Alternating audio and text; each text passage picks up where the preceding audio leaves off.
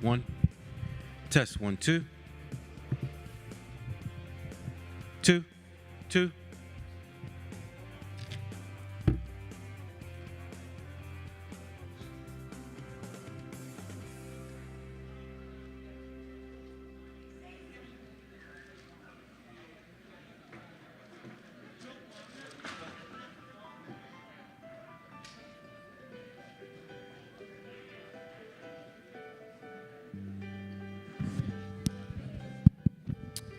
Check 1, 2. Number 3. 2.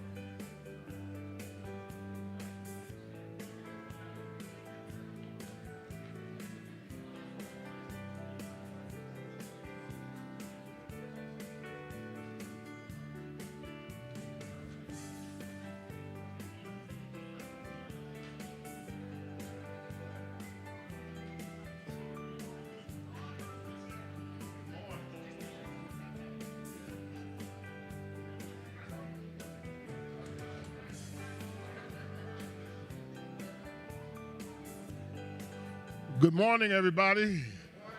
Let me say how wonderful it is to see early risers who have made your way into the auditorium. We are certainly grateful for your presence, and I'm sure that the information that you'll gain here will help us in the diverse places where we are struggling for social justice. Our chapter leaders all over the country, many of you are here in the room, we need you to be equipped with information that can make a difference in our communities. And so I want to thank you for coming out this morning. This is an important session, and we'll be able to get some insights into some issues that are real fundamental to us. But let me begin by, first of all, well, not apologizing, but informing you that our president, Reverend Sharpton, today, this morning, is, we have led the fight in the struggle to get Judge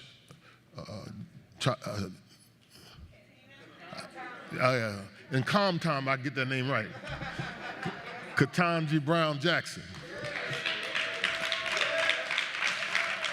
And there's a major ceremony in the White House today, and it was important.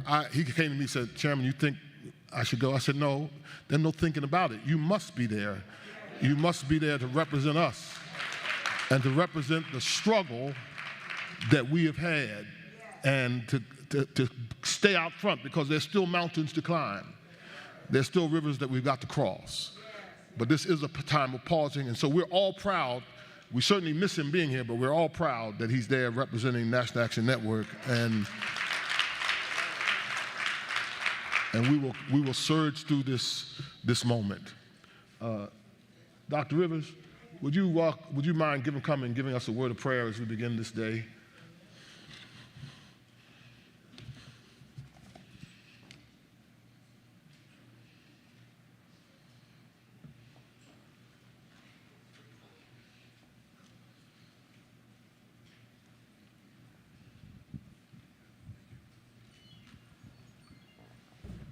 Good morning, beloved. Can we assume the attitude and posture of prayer? Heads bowed, eyes closed, block out the distractions. Let's talk unto him. God, we come now thanking you for last night's rest and this morning's rising. We thank you for the power of this day. We thank you for leading us, guiding us, and directing us. We ask you to keep all those traveling safe. Look upon Reverend Sharpton. Give him insight, vision, and protection. Let him come back the self-same way. God, we thank you for being the God of tomorrow, because while we're stuck in today, you've already gone over tomorrow and made it right when we get there. Now, Lord, have thine own way. Thank you for the chairman and his leadership. Thank you for our guests. We look forward to all you're about to do. And those who know you're not ashamed of, you ought to say amen.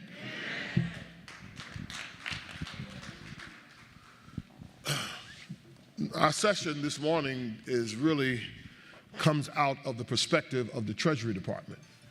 And we are blessed to have as our guest today a gentleman who is Deputy Secretary Wally Adeyemo, as the Treasury Department's #2 official and Chief Operating Officer.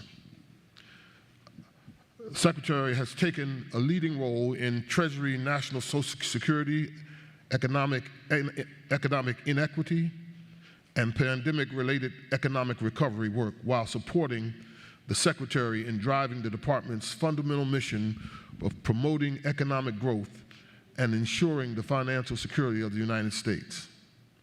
This is Adeyemo's second tour at the Treasury Department. His first began in the early days of the Obama administration, during the depths of the Great Recession. Please welcome now our Deputy Secretary of Treasury, Adeyemo, Wally Adeyemo.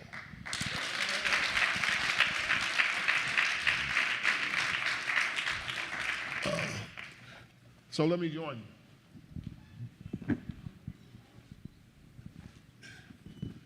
Well, Mr. Secretary, it's delightful to have you here, and your presence inspires us.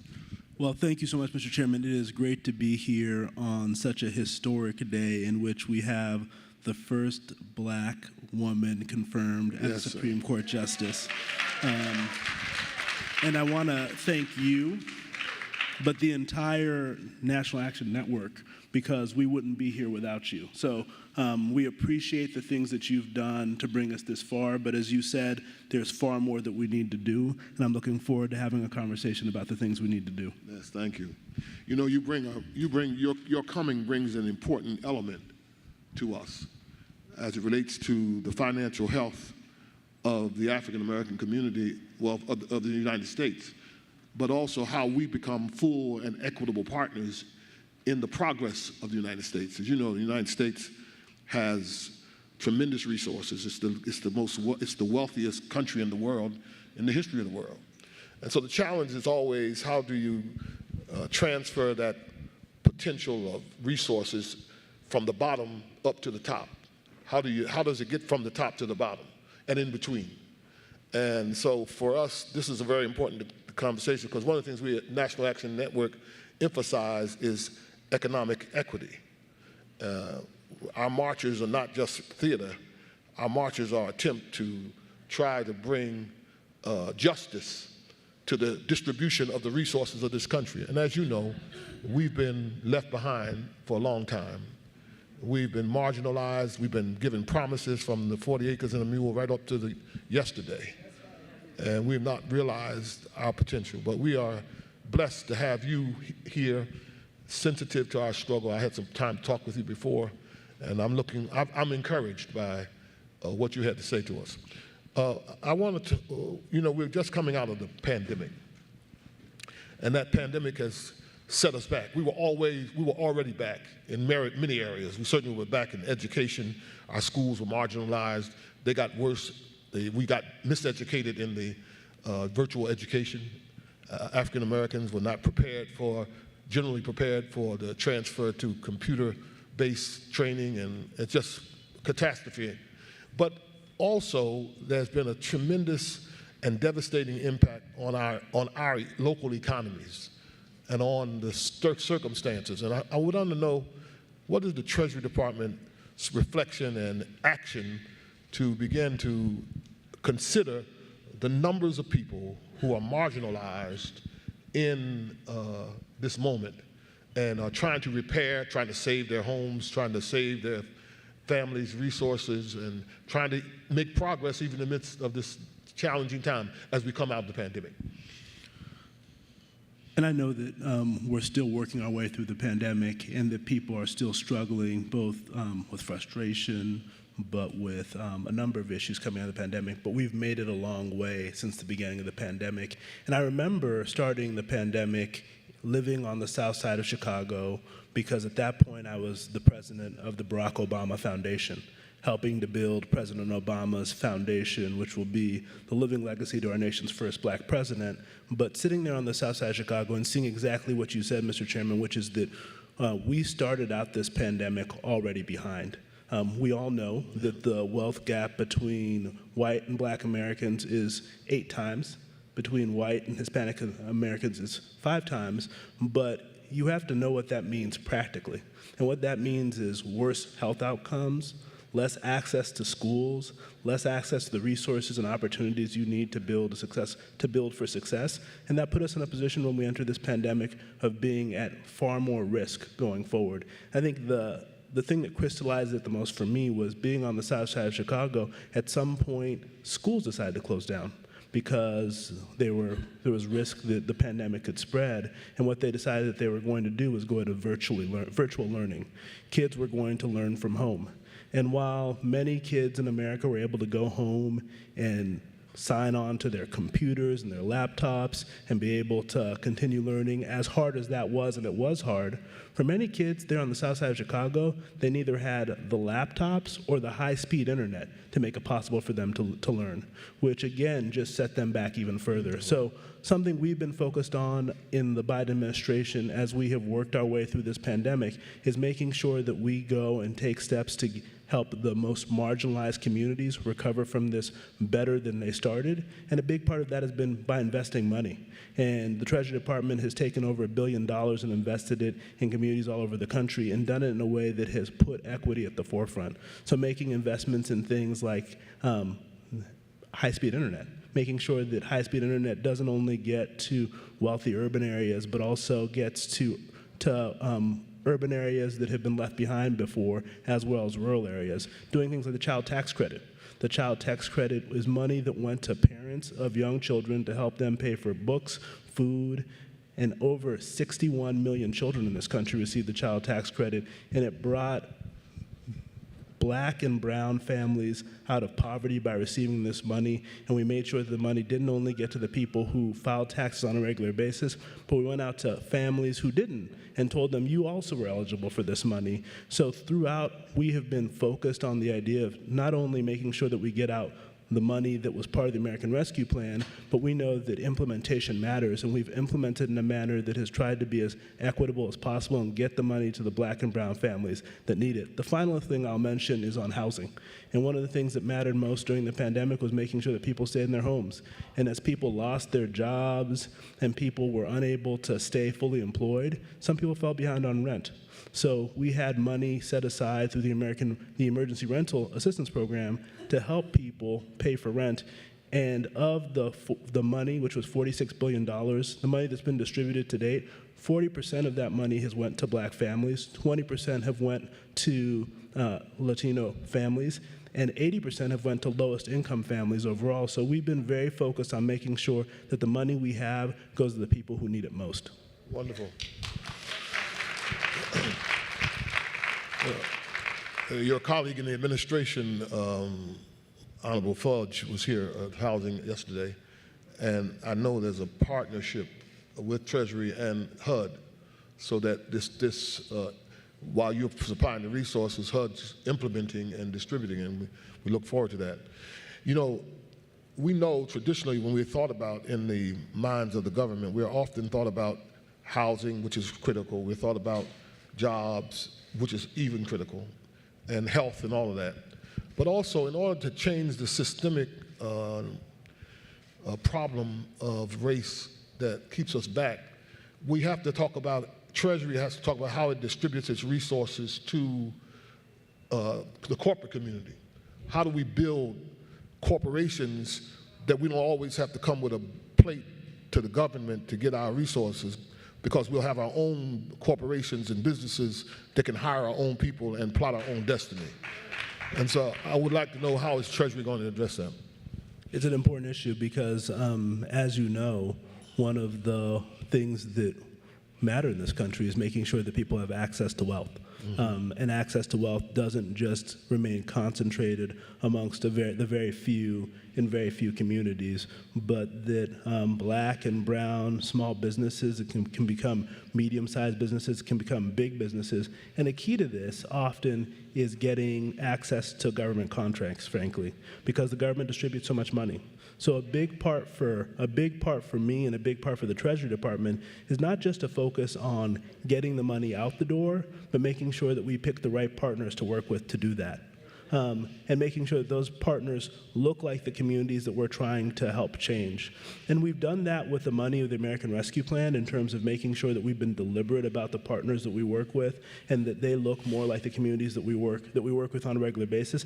But we need to expand that past the emergency programs that we're working on now to all of the resources that are at the Treasury Department, making sure that we're not only focused on hiring black and brown small businesses, but also black and brown medium-sized businesses, black and brown asset managers, black and brown banks. And one of the things that we've done was we've recently put $9 billion of capital into CDFIs and minority-owned depository institutions. These are black banks in this country in order to help give them the money they need to lend more to communities of color. But in addition to giving them money to lend to those communities, I also sent a letter to all of my counterparts throughout the U.S. government recommending to each one of them that they work with these institutions by putting money into those institutions. So when you deposit money, you can choose to deposit money in Bank of America or a large institution, or you can put it into a community-based institution or a black and brown institution. And I sent a letter recommending that they do that, and it's something the Treasury Department's committing to doing. So we have to have an active engagement with the idea of thinking about how we can take equity and not only put it through in the programs that we're running, but also put equity at the forefront of the way that we distribute resources through the government to our contractors as well. Well, you know, we've been through an interesting season politically. We have the Biden administration now, and it is sending signals of sensitivity to African Americans. Certainly the judgeship is a good sign. The very fact that you were Deputy Secretary and many other appointments. The problem is that for the African American community, we always have to re-up every time another administration comes. And so, you know, we always get, like everything happened in 4 years, it gets put away and we got to start from zero again.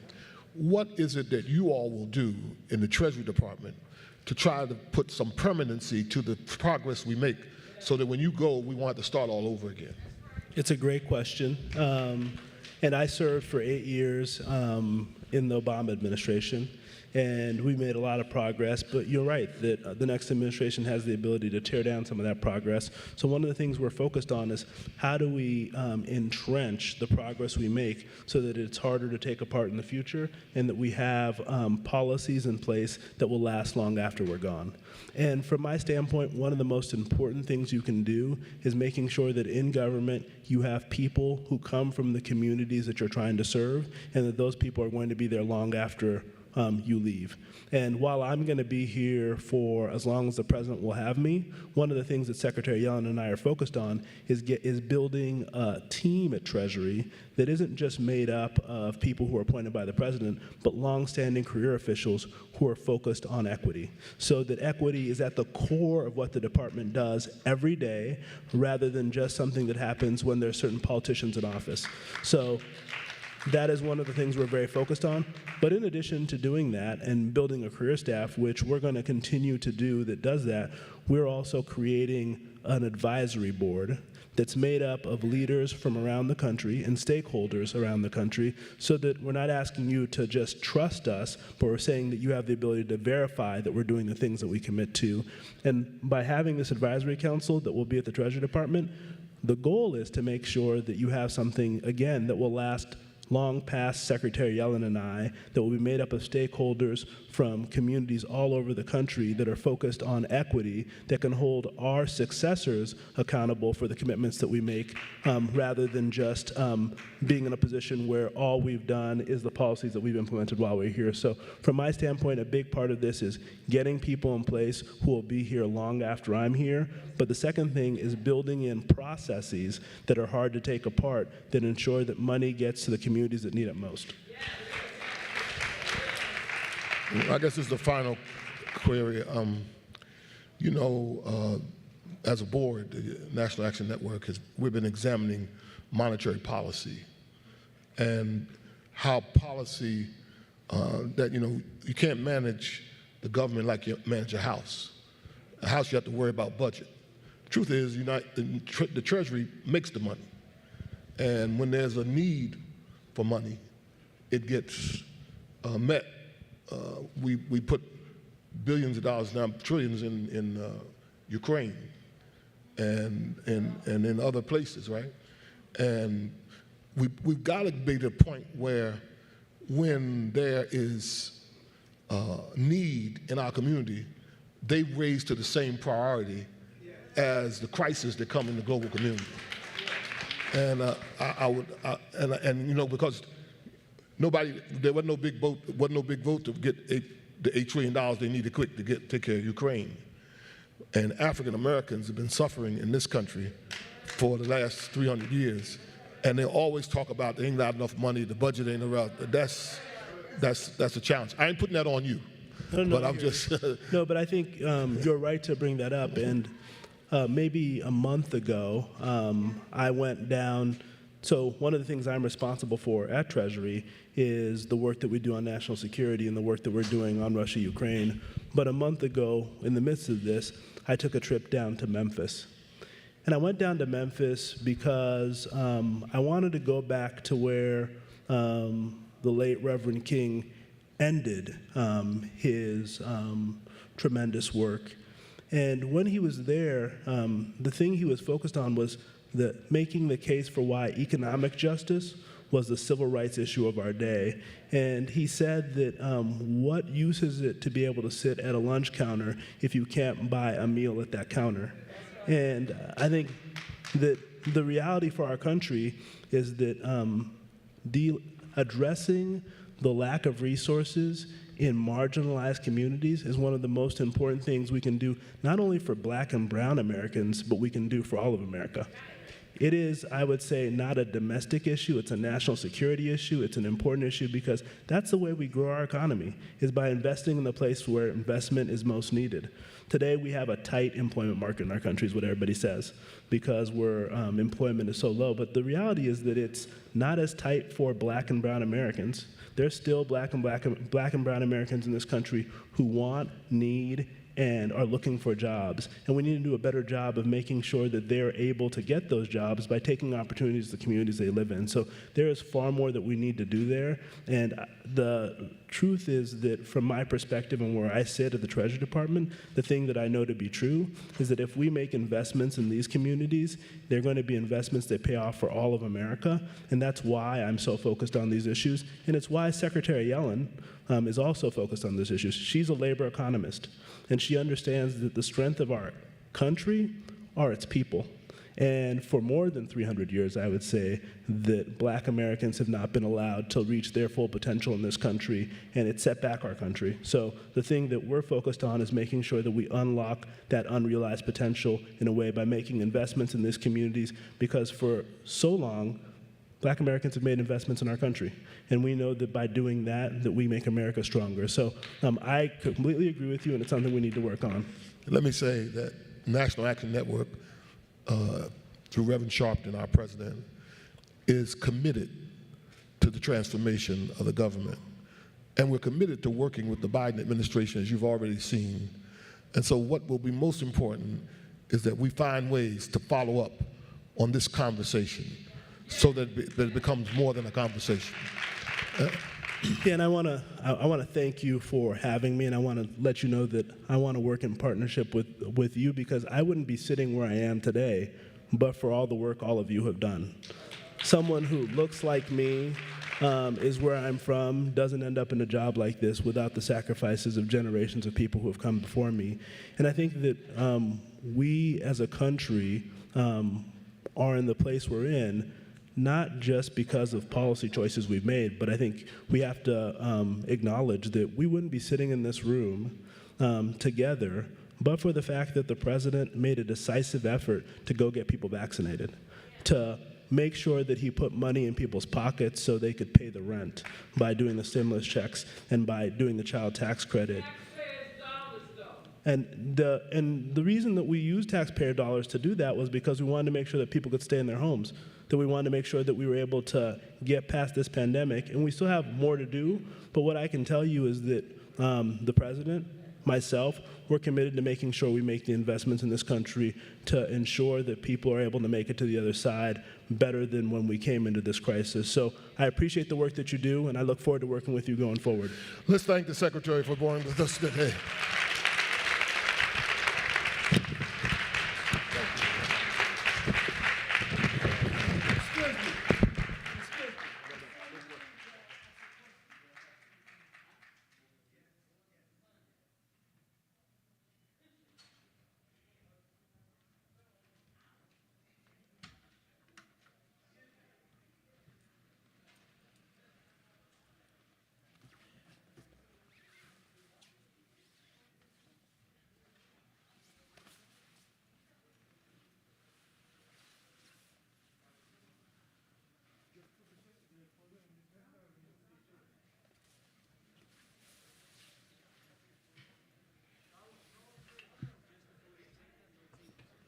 Yeah.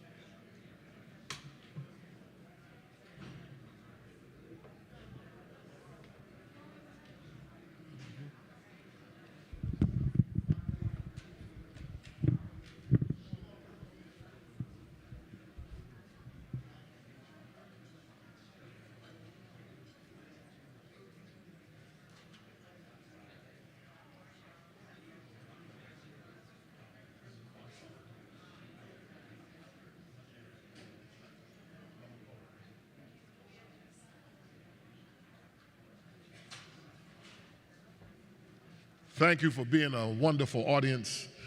And yes, that's right. We want to continue with the schedule of the day. As I've said to those of you who are joining us, our leader is in Washington because that's where he needed to be as they are celebrating and announcing and affirming the new Supreme Court judge who's going to represent us in a new way. And so he wanted me to be sure to constantly remind you that he wants to be here. The truth is, he called me last night and said, you know, they called me, they want me to go to be in the White House today. And he said, I don't know if I should go. I said, let's stop that right now. I said, what time you leaving? He said, you got to be there because we've been in the forefront of this fight.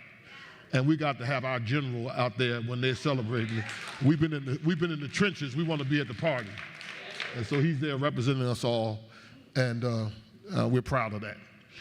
We're blessed to have another outstanding participant in the administration, Secretary Alejandro Mayorkas, the first Latino and immigrant confirmed to serve as Secretary of Homeland Security. Yeah, that's big, right? Mayorkas began his government service in the Department of Justice, where he served as an Assistant United States Attorney in the Central District of California. He has led a distinguished 30-year career as a law enforcement official and nationally recognized lawyer in the private sector. Mayorkas served as the Deputy Secretary of the U.S. Department of Homeland Security from 2013 to 2016, and as the Director of U.S. Citizenship and Immigration Services. You know, we have had a long relationship with this secretary, and he's always been supportive of the actions of the National Action Network. Even recently, when Reverend was down in Mexico at Haiti, when the Haiti incident, the Homeland Security facilitated the delegation of the National Action Network. And so let's welcome Secretary Mayorkas.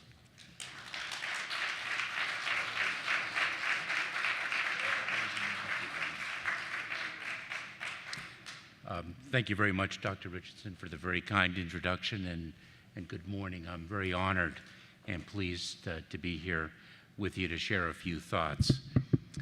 I had the pleasure of speaking with Reverend Sharpton this morning, who, of course, is there to celebrate a momentous day in our nation's history, and I shared with him that I'm sorry I will not be there myself, but I'll be here speaking with all of you, and certainly with him and our country in spirit as we recognize a long overdue milestone.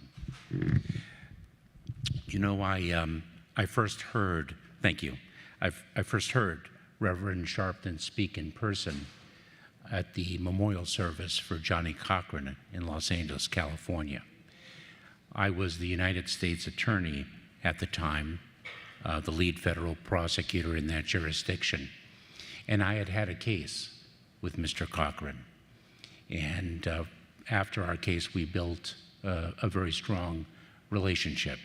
And I actually invited him in to the United States Attorney's Office to speak with all of the federal prosecutors, not just about trial work, the arena in which he was so very accomplished, but also to talk about how we were perceived in the community.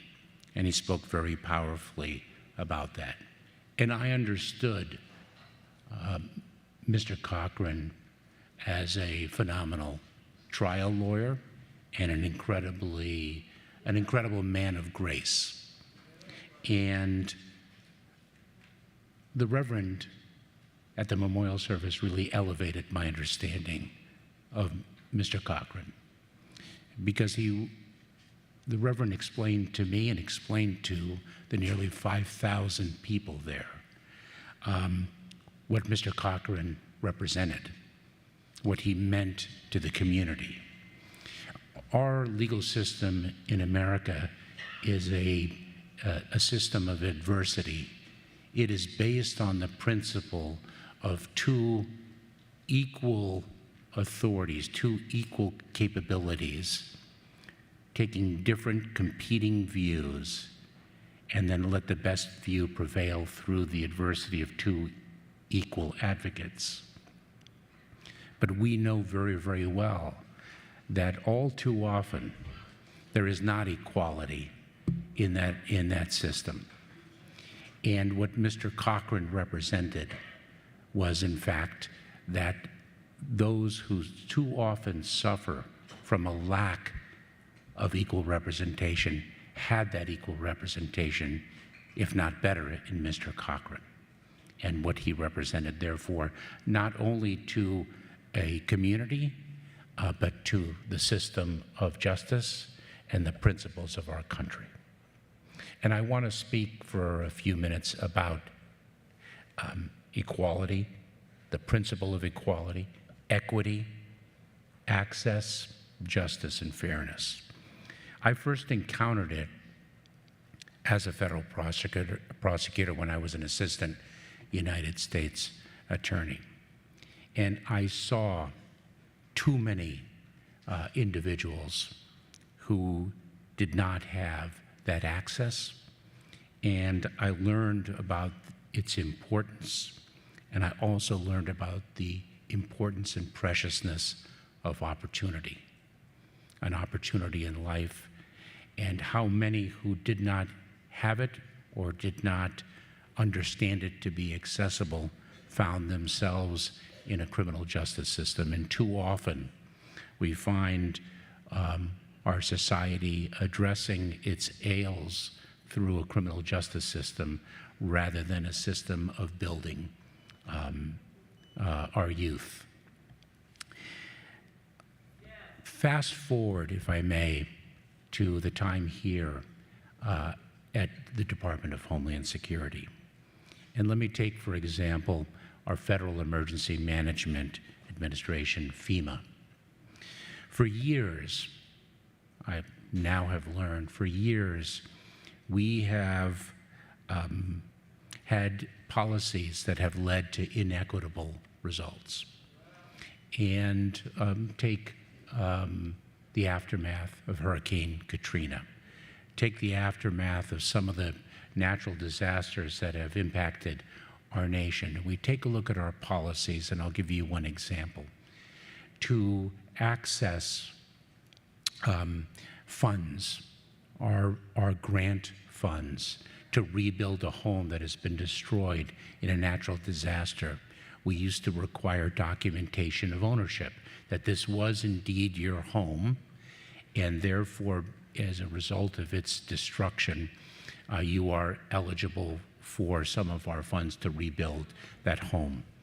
And yet, in certain communities, predominantly African American, brown-skinned communities, houses are sometimes passed from generation to generation without the deed of trust or the paperwork that others in more privileged circumstances might have. And what we, because of that requirement of documentation, we all too often left individuals and families deserving of relief. We left them disenfranchised from the programs to which they should have had equal access, and were no less deserving and no less in need, and sometimes in greater need.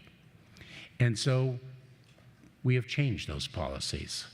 We have recognized. Thank you. Let me a quick personal note. I appreciate the applause very much, but we do not deserve applause for that which we must do, and that which is long overdue.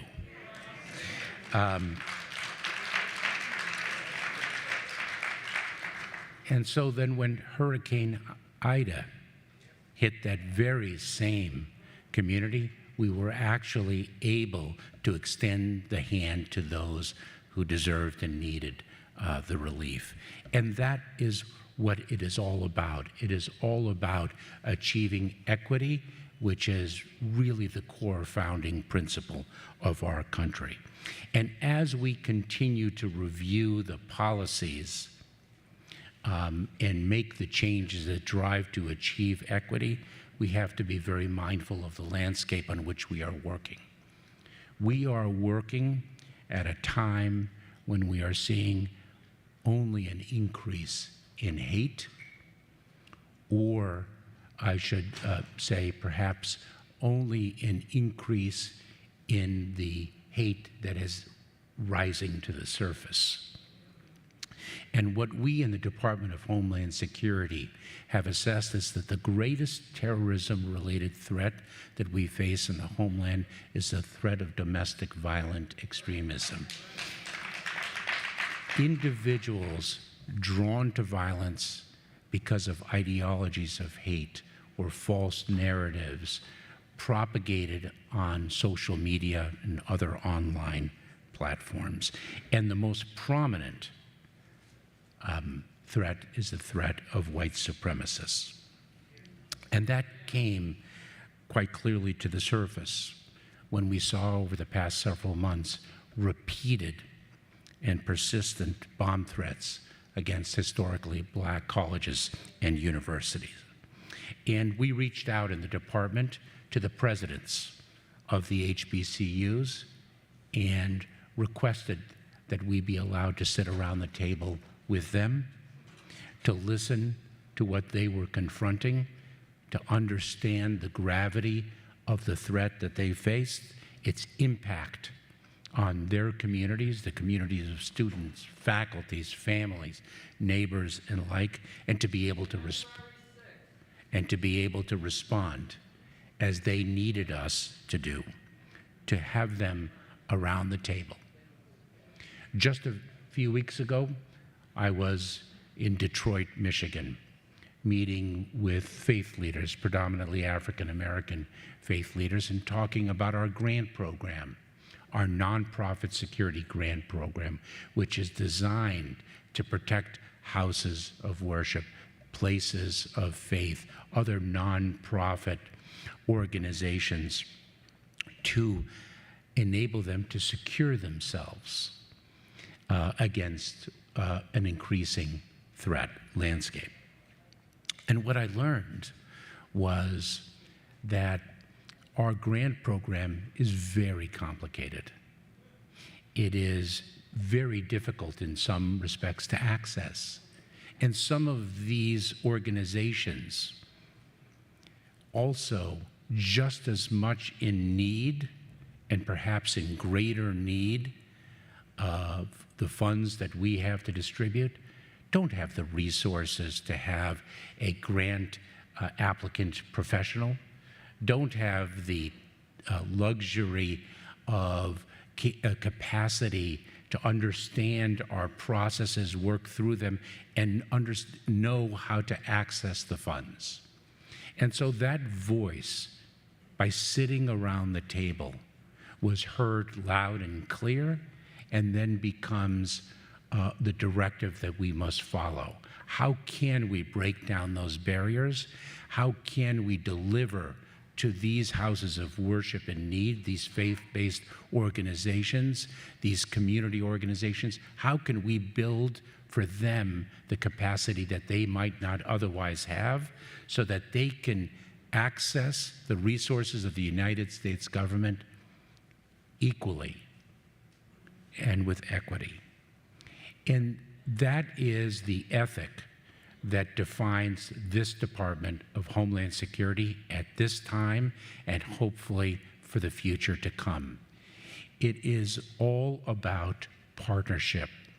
It is all about being at the table with you in understanding the needs, the challenges, and defining the opportunities together and working to realize them together. Because the question, and I hearken back to the time that I spoke with Mr. Cochran, and I asked of him, you know, what is the perception in the community of us?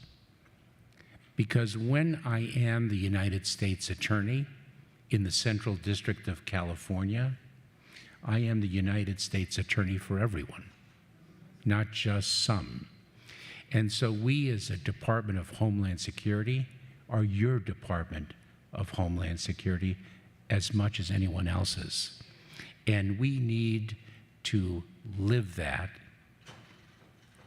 in the equity that we demonstrate and the equity that we live for a better world. Thank you so much for giving me the opportunity.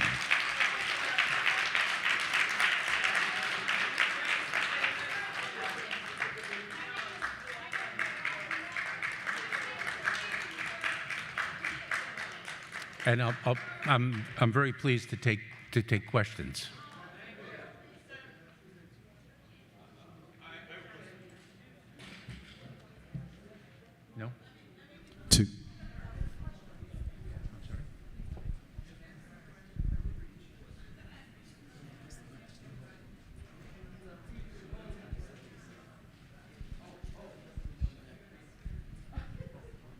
We're just going to make a quick housekeeping announcements, keeping in mind that, a lot of the secretaries that we'll hear from today have taken their time out to come and be amongst us and to discuss with our delegates their plans for a better future.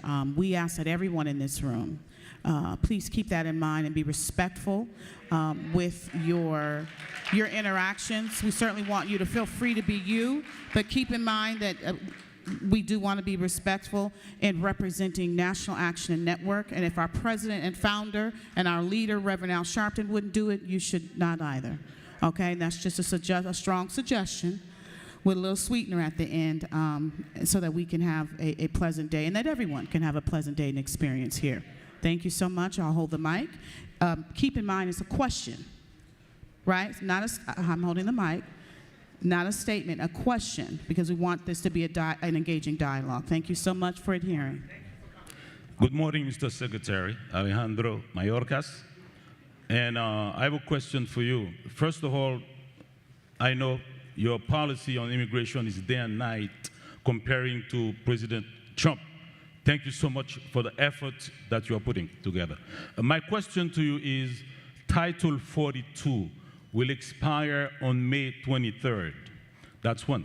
And I know you are allowing Ukrainians, give them asylum to come to the United States. They are currently on the border of Mexico and the United States. There are Haitians who've been waiting there for like 2 years. And I would like you also to grant them asylum as much as the Ukrainians. And my question also, would you please extend TPS for the Haitians who are already here past July 29. My name is Smith Georges. Thank you. So let me take a step back, and I understand that we have time for 1 or 2 questions, and I'll make myself available on the side to answer questions. So my first engagement with the challenges that the people of Haiti experienced was in January 2010, the tragic earthquake that struck. And what we did in U.S. Citizenship and Immigration Services at that time was we built an emergency program to rescue the youth who were orphaned as a result of that earthquake. And I have in my office a picture of a young Haitian boy running through the Miami airport to meet his United States adoptive parents.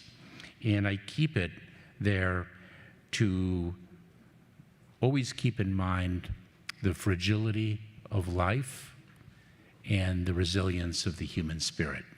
Because this young boy running through an airport who's lost his parents, who is about to meet new parents for the first time, had a big, big smile on his face. We granted temporary protected status for Haitian nationals sometime, and certainly I have heard the advocacy to extend that date, and I'm very well aware of the number of Haitians in what is a very significant diaspora community, not just in Mexico, but throughout our region, in very many in South America. And our system is based on, of course, a law. Our asylum laws provide that if one qualifies, one can access residency in the United States, and if one does not, one can be removed. In the time of the pandemic, we have been exercising Title 42. It is a public health imperative, not an immigration policy, and we have accepted, we've made exceptions for individuals from Haiti with particular vulnerabilities, and we've tried to be open-hearted in our processes. Title 42 will end on May 23rd, as the Centers for Disease Control and Prevention has expressed, and then we will be implementing our asylum process as it was designed. Next question. Thank you. Good morning, Mr. Secretary. Good morning. My name is Mike Ilional. I'm the president of an organization called Get Up, Stand Up for Haiti. My question is not going to be on immigration. My question is about, can your administration help Haitian people? Because the problem is not immigration, really. It's because of the policy, the racist policy that apply in Haiti. Give us any kind of president get interfere and give us the people who have nothing to do with Haiti to be president. We have a constitution in Haiti. The people, yeah, the question is about to let the Haitian people use the constitution. I would like the government, your government, to let us use our constitution. Today, we make a big story in America, have a first black woman in the Supreme Court. In Haiti, we have it, we have done that. We still have the constitution, and we have a woman in the Supreme Court who the question for the government to stop the racist policy in Haiti. This is to stop it, to let the Haitians make their decision. Right, so that, here, let me just clarify for the sake of time. A question means a question, meaning there's a question mark at the end, not a statement. Okay, so I need the question so that we can move forward. The question is, we have a constitution. The constitution have the rule how the country should run. And then why the government here refused to let us. So how can your administration support the Haitians in using their constitution effectively? How can the United States support Haiti in enforcing or implementing or using their constitution? I'm sorry to end on a question that is not within my area of expertise, because that is a matter of, if we're speaking about the constitutional underpinnings in Haiti and what we can do as a matter of foreign policy for the people of Haiti, that is outside of my area of expertise. But I will tell you that we have exercised our authorities in the Department of Homeland Security to try to bring as much relief as we can to the people of Haiti, to the Haitian people resident here as of a certain date through temporary protected status, TPS. We are looking to see how we can expand our Haitian family reunification program. Individuals in Haiti who have relatives here, whose visas are not yet make them eligible for travel here, what we can do to extend an outstretched arm of assistance. We're very mindful of the vulnerabilities of these individuals and seek to provide relief to the fullest of our capabilities. Again, I thank you very much for the opportunity, and I will make myself available on the side. Thank you so much, Secretary Mayorkas. Thank you so much. Thank you so much, Secretary Mayorkas, for your time. Let's everybody give him a round of applause and be gracious.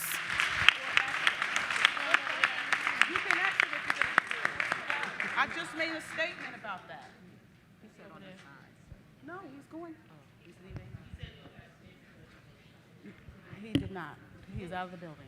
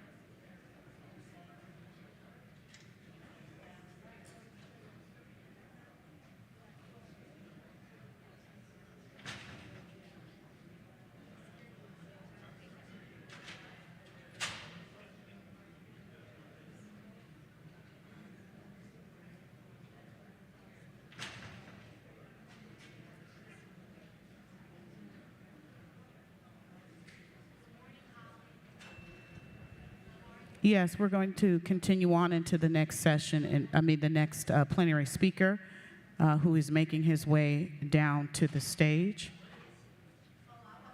in 2 minutes.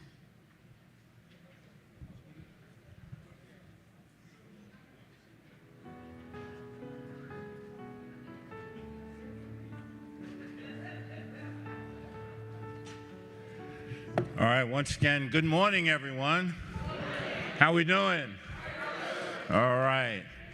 I am Michael Hardy, Executive Vice President, General Counsel of National Action Network, and I have the honor and privilege this morning to bring to you the Secretary of Transportation, Pete Buttigieg. Prior to joining the Biden administration, Secretary Buttigieg served 2 terms as mayor of his hometown of South Bend, Indiana. A graduate of Harvard University and a Rhodes Scholar at Oxford, Buttigieg served for 7 years as an officer in the U.S. Navy Reserve, taking a leave of absence from the mayor's office for a deployment to Afghanistan in 2014. In 2019, he launched his historic campaign for president, and in December, he was nominated by President-elect Biden to be Secretary of Transportation. He was confirmed by the Senate on February 2nd, 2021, became the first openly gay person confirmed to be a cabinet secretary in the United States. I always joke and remind people, when the secretary was here in 2019, we all gave him a kind of polite reception, but when he finished, we gave him a standing ovation. That's just how impressive he is, and I always kind of joke with him that you can ask Secretary Buttigieg the rotation of Uranus around the sun, and he'll give you a precise answer. Let's give a tremendous National Action Network welcome to the Secretary of Transportation, the Honorable Pete Buttigieg.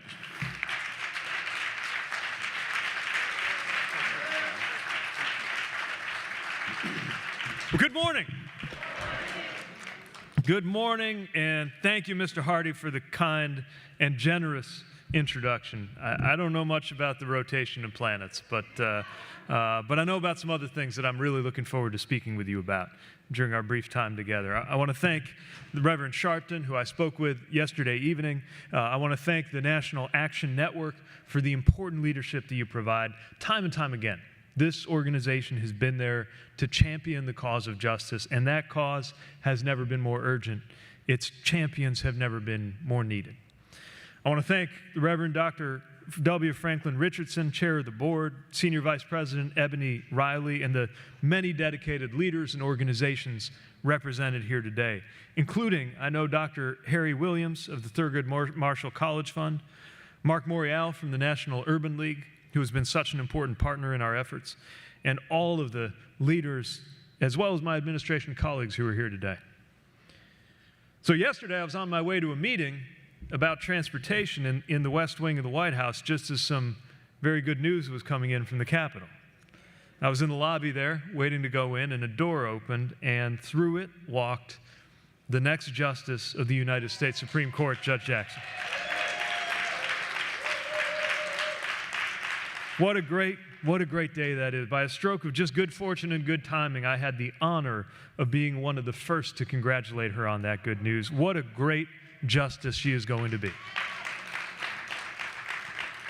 Her background and her qualifications and her resume will make her an outstanding justice. And yes, so will her experience as the first black woman on the highest court in the land. And as somebody who has seen my own rights and those of my family come up for debate in that courtroom, I am so glad to know that her wisdom will be on that all-important bench. I'm so thankful that the President saw the historic opportunity of this appointment, just as I'm proud to serve on this team that he built, the most diverse cabinet and administration in the history of the United States of America. And as part of that, I'm here to share a little bit about the work of my department where I serve, the Department of Transportation, and what we're doing in this administration, what it means for you, and why the kinds of things that NAN works on matter so much when it comes to the kinds of things that we work on in the Department of Transportation. Now, I know that transportation may not be the first department that comes to mind when some people think about civil rights and justice, not compared to the Department of Justice, of course, or the Department of Housing and Urban Development, or Education, or others. The truth is, there has always been a deep relationship between the physical movement of people in America and the social movements for equality that have made this a more perfect union. After all, one of the seminal actions of the civil rights movement was the Montgomery bus boycott.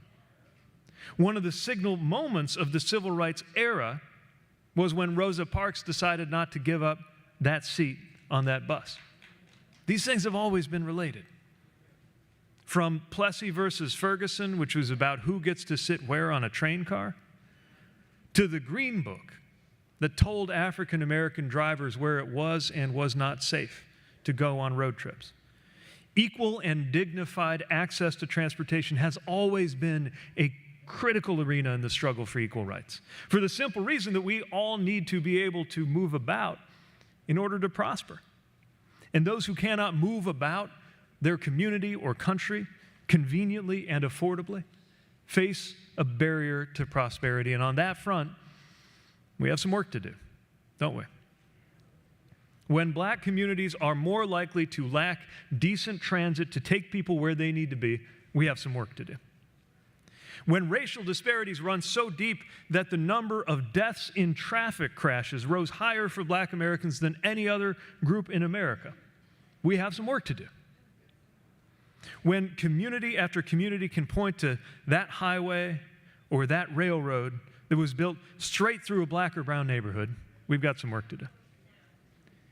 When people on the south side of Chicago who don't have cars in a neighborhood called Roseland, inside the city limits of Chicago, take longer to get to their jobs in downtown Chicago than people who do have cars who live in a town called Roseland in Indiana, 90 miles away, we've got some work to do. When investments do, in fact, come to a neighborhood or a community of color, and people who live there get up in the morning and see the construction site and look at the hard hats and the workers on that project and start thinking, no one on this job site looks like they grew up anywhere near this neighborhood, we've got some work to do. And the good news is we are here to do that work, and we are bringing real resources and dollars to do it with this time. That's what I'm here to share with you. That's what we're doing today. Look, I know that the black community has witnessed promise after broken promise in many areas of American life. That's one of the reasons why it was so important that today on the South Lawn of the White House, the President and Judge Jackson will be speaking about a promise kept. I know that one of those sets of broken promises in this country has been the promise of good, robust, equitable infrastructure investment. It was promised again and again to the point that Infrastructure Week became a running joke in Washington. But I am proud to report to you that after years, after decades of promises, President Biden, with your help, delivered a bipartisan infrastructure law with generational investments in American infrastructure. And now we are at work turning those dollars into real results for the American people. Infrastructure is not just an abstract policy or a purely academic concern. It is a physical reflection of our values as a society. You see it, you touch it, you stand on it. And we recognize that the story of American infrastructure encapsulates the good, the bad, and the ugly of our country's story when it comes to racial justice. At its worst, it can be a tangible monument to the injustices of the past. But at its best, it can be a road forward from that past for the people in the communities who need it the most. And that is especially true when it comes to economic development and economic empowerment. We are making investments right now that will empower black and brown communities with jobs, with wages, with income, from the largest cities to the smallest towns.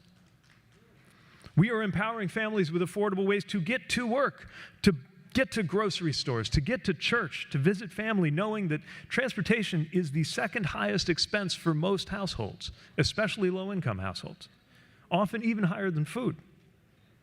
We are working to create contracting opportunities for the black business owners who do such a good job of extending opportunity to others through their employees so that they can buy homes, so that they can have an opportunity to send their kids to college, so that they can pass along household wealth to the next generation.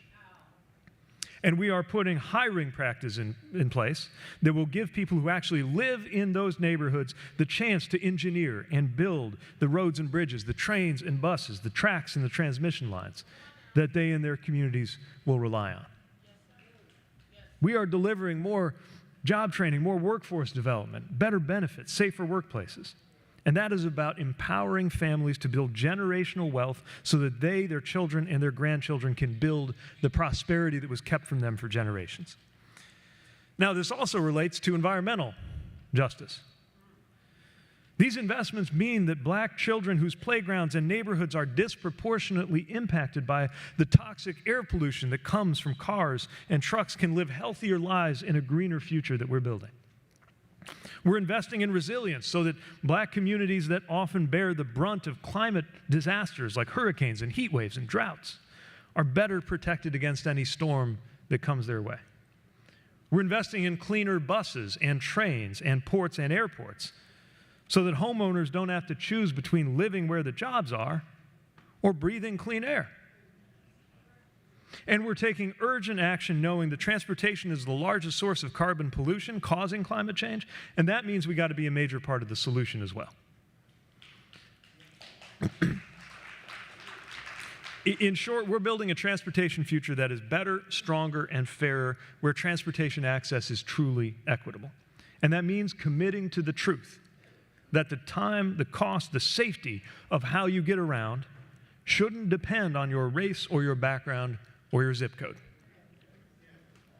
Now, I have to confess, I have discovered in doing this work that not everyone is ready to hear about justice and equity in the context of transportation. Some, especially on cable television, seem to think that transportation is somehow uniquely immune to the impacts of discrimination and racial injustice that have affected every other part of society. Some have even accused us of injecting the issue of racial justice into the picture as if it had not been part of the story this entire time. So I want to make clear, calling for racial justice is not divisive. What's divisive is making excuses for the persistence of racial injustice.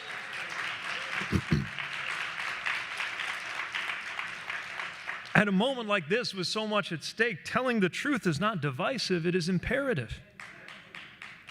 If a highway was built to demolish or isolate a black neighborhood, that is divisive. Fixing it is not divisive. Fixing it is unifying. It is uniting because it is physically helping to stitch together a community that was divided. And if that community was divided using federal dollars, it should be reconnected using federal dollars. That's what we're doing in the Department of Transportation. We're not out there looking for culture wars. We're looking to do what's right when it comes to healing the broken places in our country, including in our transportation systems, because the only way to bring people together is to actually face the problem and start to fix it. As a friend of mine says, sometimes the only way out is through. And when we find a way through, when we find a way to fix the things that are broken, that will be incredibly unifying. That's our focus. So other folks might go around looking for what books to ban. We're going to go out looking for what bridges to build.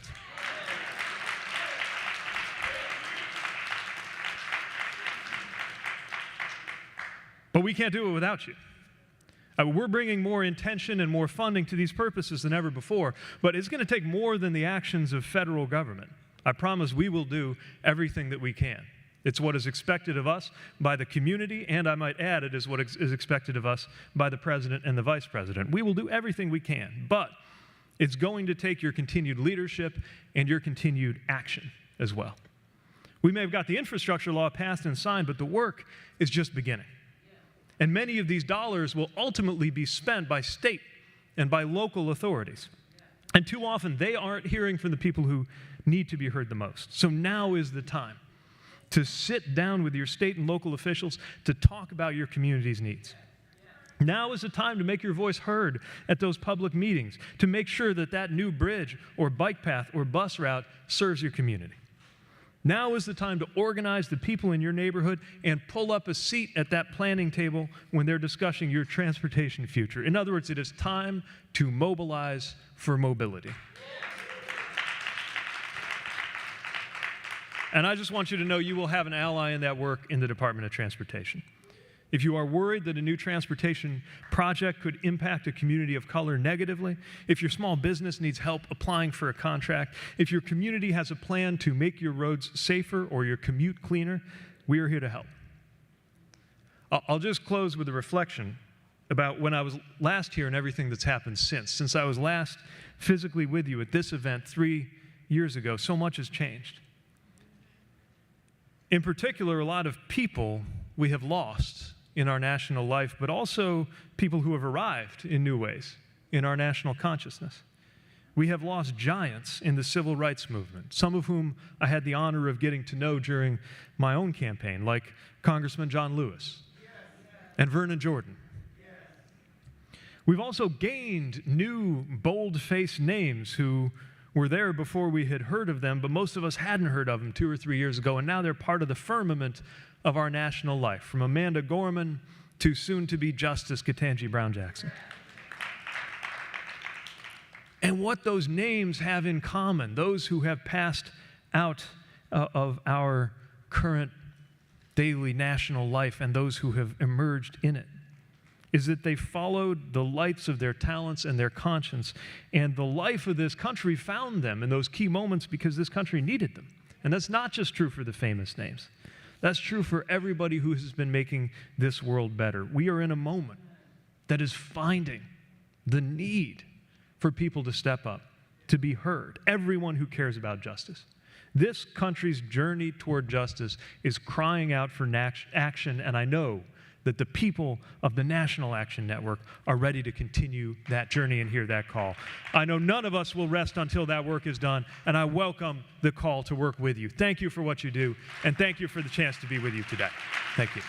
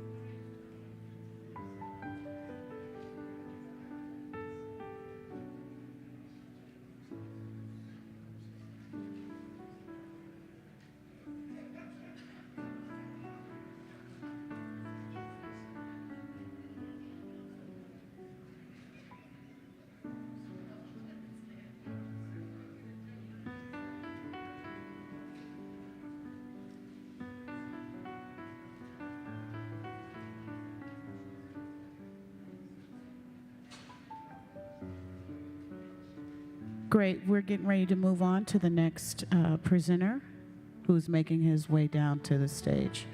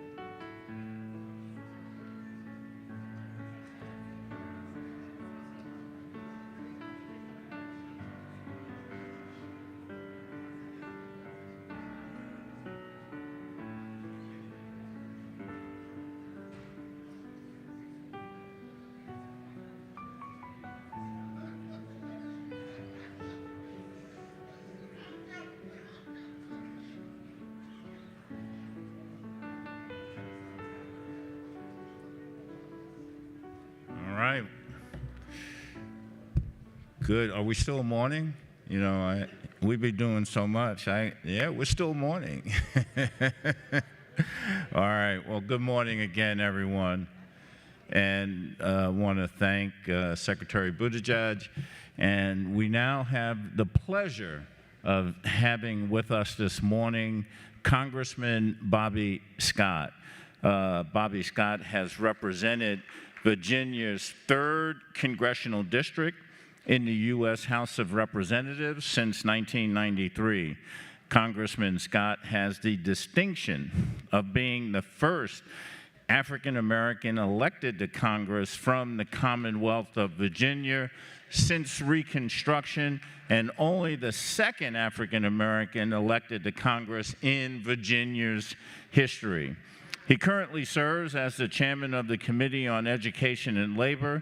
In this capacity, he is advancing an agenda that improves equity in education, frees students from the burdens of crippling debt, protects and expands access to affordable health care, ensures workers have a safe workplace where they can earn a living wage free from discrimination, and guarantee seniors a secure and dignified retirement. He has done so much in Congress to advance civil and human rights for us all, and we are honored and privileged to have him with us today, the Honorable Congressman from the great state of Virginia, Bobby Scott.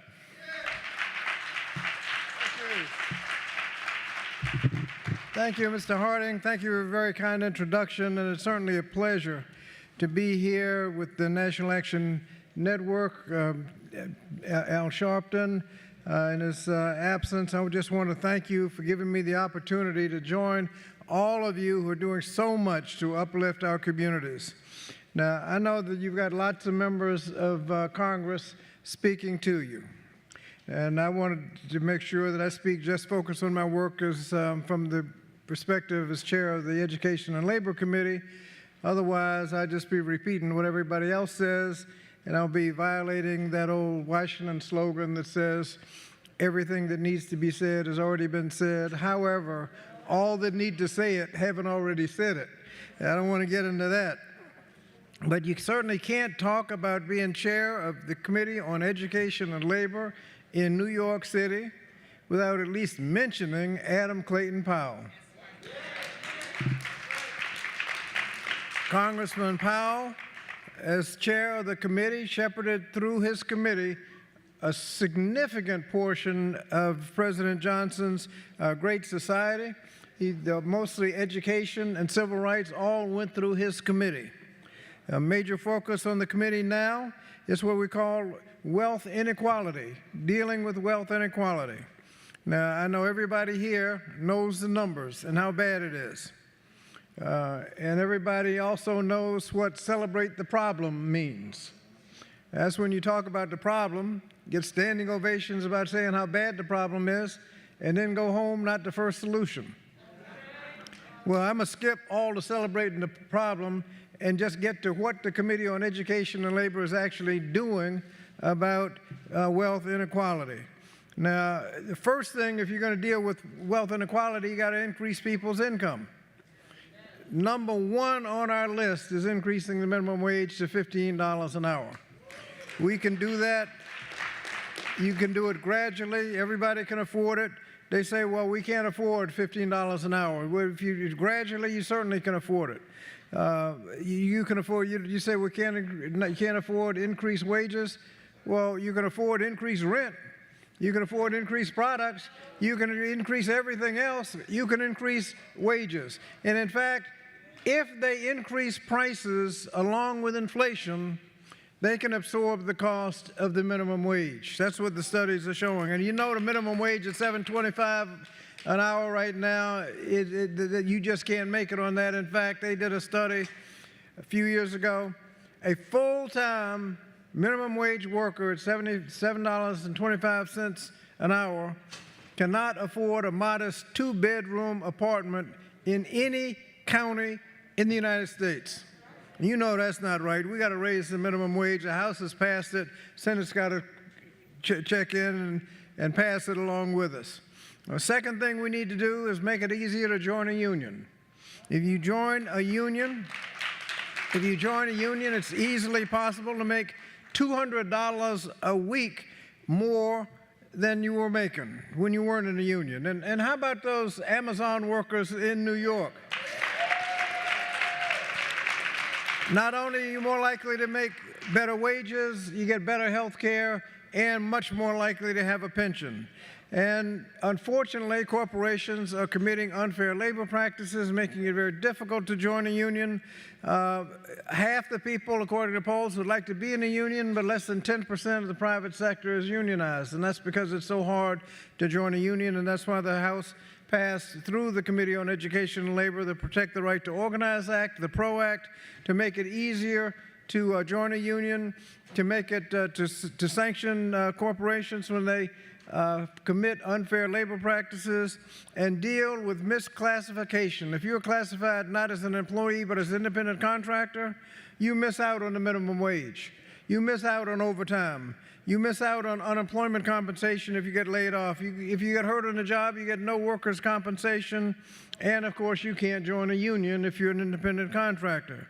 So we need to make sure you can join a union for better benefits if we're going to deal with wealth inequality. And we also know that the best jobs go to those with the best education. And that starts with pre-K. We've been making significant investments in pre-K. And in the American Rescue Plan, we put more money into K through 12 than in the history of the United States, and we distributed it according to the Title I formula, where poverty is the biggest factor. Now, I knew I'd done a good job, but I didn't know how good a job it was till one of the guys from Detroit came and said some of his superintendents didn't get much money. I said, all that money? How do you? I looked them up. Wealthy suburbs, we're getting about $200 or $300, $400 per student in their jurisdictions.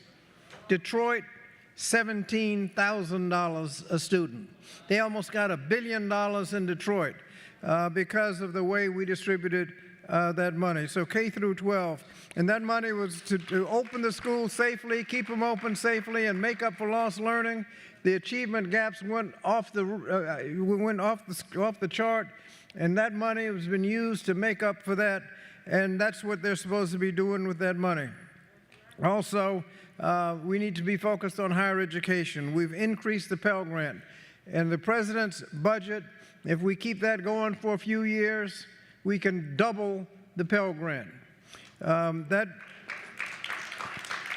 And we also need, I don't know what we're going to do in discharge and loans, but whatever we do in discharge and loans will not affect those going to college tomorrow afternoon. And so we have to deal with that. We have to improve the discharge programs. We have to reduce the interest rate. And we have to make sure that we're investing in our historically black colleges and universities. You're going to hear from them in a few minutes. And let me tell you something. Rahm Emanuel said that a crisis is a terrible thing to waste. Let me tell you something. We did not waste this crisis with HBCUs. They got more money in the last 2 years than they got in the previous 10 years combined. A lot of them got $200 million from the federal government. Florida A&M got about $300 million, average of about $65 million. Most of the state HBCUs got more from us than they did from the states. And that's Morgan State settled a 100 years of discrimination case for about $130-some million. They got $150-some million from us. So we were very successful in investing in HBCUs, and they are there and serve a specific purpose. One purpose they serve is that they're there, and every student knows that your college material just because the HBCUs are there. And so whatever your guidance counselor tells you, you don't have to believe it. You know you can go to college. And HBCUs are there, and we're going to make sure they stay there. Now, everybody's not going to college. Everybody's not going to college, so we have to make sure there's job training so you can get skills so you can make a good living. And we've got a lot of work along those lines. And so we're making sure that whether you go to college or you get skills training, you can make a lot more money. Now, after you made the money and you get a little 401k, we've improved 401ks so you can save the money a little better. We passed several bills in the last couple of days, and hopefully people will be able to save automatic enrollment and things like that. The committee is fighting discrimination. You should not be entitled to do all that hard work and get entitled to a job or benefits and then have somebody discriminate against you. And so we're enforcing anti-discrimination with the EEOC, the Office of Federal Contract Compliance Programs, passed legislation from the House dealing with discrimination, elderly and women, to make sure that discrimination cases are brought. And finally, within our jurisdiction, health care. You got to have health insurance, because if you don't have health insurance, one illness will wipe out all those savings that you will be able to accumulate. And so we're improving Obamacare, making sure drugs are affordable. We passed a bill in the House, insulin, no more than $35 out of pocket. Now, all but a handful of the Republicans voted against it. I don't know what they were thinking, but we're going to try to make sure that people can afford their medicines. Now, one that is not in our jurisdiction that's important, and that's home ownership. The middle-class family, most of their wealth is in the equity in their home. And we have to make sure, and Secretary Marcia Fudge is very sensitive to this. She is proposing initiatives to make sure people can buy homes and start developing that equity. That is generational wealth. Once you pay it off the house, you can inherit it. and it's there. You can borrow on it when times get tough. Equity in your home is generational wealth, and if you're going to deal with wealth inequality, you got to deal with that. Now, so Congress is doing a lot about wealth, the wealth gap, and unfortunately, my party, the Democratic Party, just can't message anything. There's a concept in sales where you're supposed to underpromise and overperform. We have perfected overpromise, and even spectacular performance looks miserable. I mean, just last year, we created the most jobs in history. We had more money in K through 12 education in the history of the United States. We saved businesses with PPP, and we saved 1 million people's pensions under the multi-employer pension fund. HBCUs got more money than they've ever gotten. Cut child poverty 40%. We did all that last year. And Democrats, because what we didn't do, are so mad they don't even want to vote. How'd that happen? Overpromise and spectacular performance. Another thing we're running into, we're letting the Republicans get away on this inflation debate. I've been to a couple of hearings. They said $3,500. The average family making $50,000 a year, paying $3,500 more this year because of inflation. And what do they propose to do about it? Nothing. What do Democrats do about it? Well, we got those stimulus checks they didn't vote for. Family of four, that's over $5,000 in stimulus checks. Child tax credit, over two kids, is over $6,000 in child tax credit. Earned income tax credit, SNAP benefits, better health benefits. All of that we've been able to do to help you pay the $3,500. We're also getting more people to work so that we can produce the goods. All of that, we're doing something. And they're just complaining and celebrating that they might win an election because inflation is bad. We can't let them get away with that. We have to point out to them that we're doing something about it. We put money in your pocket so that you can deal with this global inflation problem. And so we need to make sure that we don't let them get away with it, and we need to make sure that you vote. Senator Lindsey Graham said that if the Republicans had control of the Senate, Ketanji Brown Jackson would not have been confirmed. But unfortunately for him, the first black woman vice president read off the results 53-47 to confirm Ketanji Brown Jackson as the next Justice of the Supreme Court, first black woman, because we elected Joe Biden and Kamala Harris, and people in Georgia sent us 2 Democrats so that we could block up the Senate and Kamala Harris can break the tie. We have to make sure that we vote every time. They're trying to do everything they can to take away our right to vote. It is a national campaign that they're trying to take away our right to vote. And whatever vote we got left, we got to exercise, because they're going to take the rest if we don't get out there and vote to make sure that we elect the right people. And so I want to thank Al Sharpton and the National Action Network for all that you do. We have accomplished a lot already in the first year and a half of the 117th Congress, and working together, we can accomplish a lot more. Thank you very much.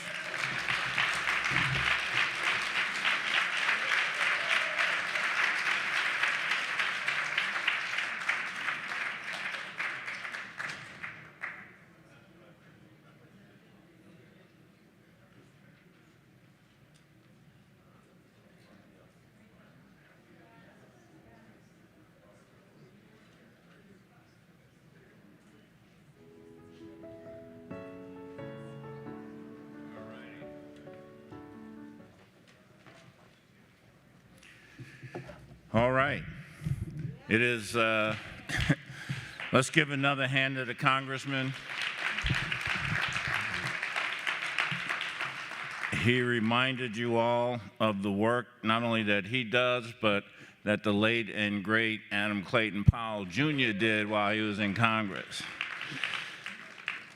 It is my pleasure now to bring to you, welcoming him to our convention for this Friday, the Veterans Affairs Deputy Secretary Donald Remy.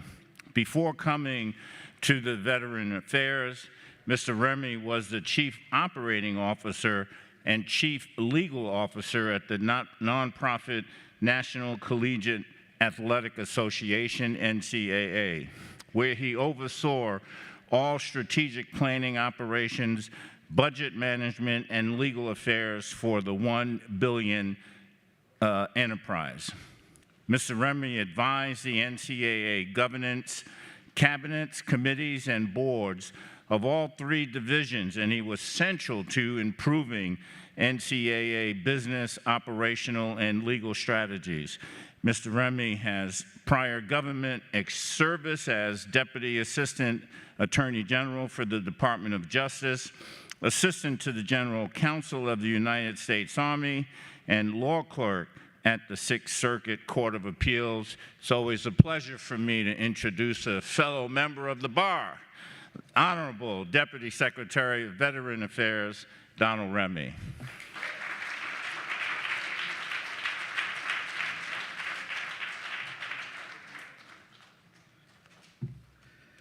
Good morning, everyone. It is so good to see you, Attorney Hardy. Thank you for that kind introduction, and thank you for your decades of service to the National Action Network. It is my privilege to be here with you all today. This team is an inspiration in so many different ways, and certainly an inspiration to me. I also want to acknowledge Reverend Dr. Franklin Richardson, the chair of NAN's Board of Directors. I thank you for your tireless efforts. At VA, at the Department of Veterans Affairs, we're privileged and honored to serve all Americans, veterans, and I know that NAN members, there are many NAN members who are vets. In fact, there are some NAN members who are vets who are in this room. Let me stop and say, for those of you who are vets, if you can, stand up. Stand up. Thank you for your selfless service to this country. Thank you for your continued advocacy for civil rights. Appreciate you. I appreciate you. There we go. Veteran spouses and parents, stand up. Let's give them a round of applause as well. Thank you all for your tireless service to this nation. I appreciate you. You know, last week, our country celebrated Vietnam Veterans Day, March 29th. Many people don't recognize that there's a day specific for Vietnam veterans so that we can honor the sacrifices and the service of those individuals who served in that very, very long war. I want to tell you a story about one of those veterans, Army Captain Riley Leroy Pitts. Now, Captain Pitts commanded an infantry company in the 25th Infantry Division. And on October 31st, 1967, just 1 month before he was scheduled to depart home, he led his company on a mission. He led his company on a mission to save another unit that was heavily engaged by the enemy.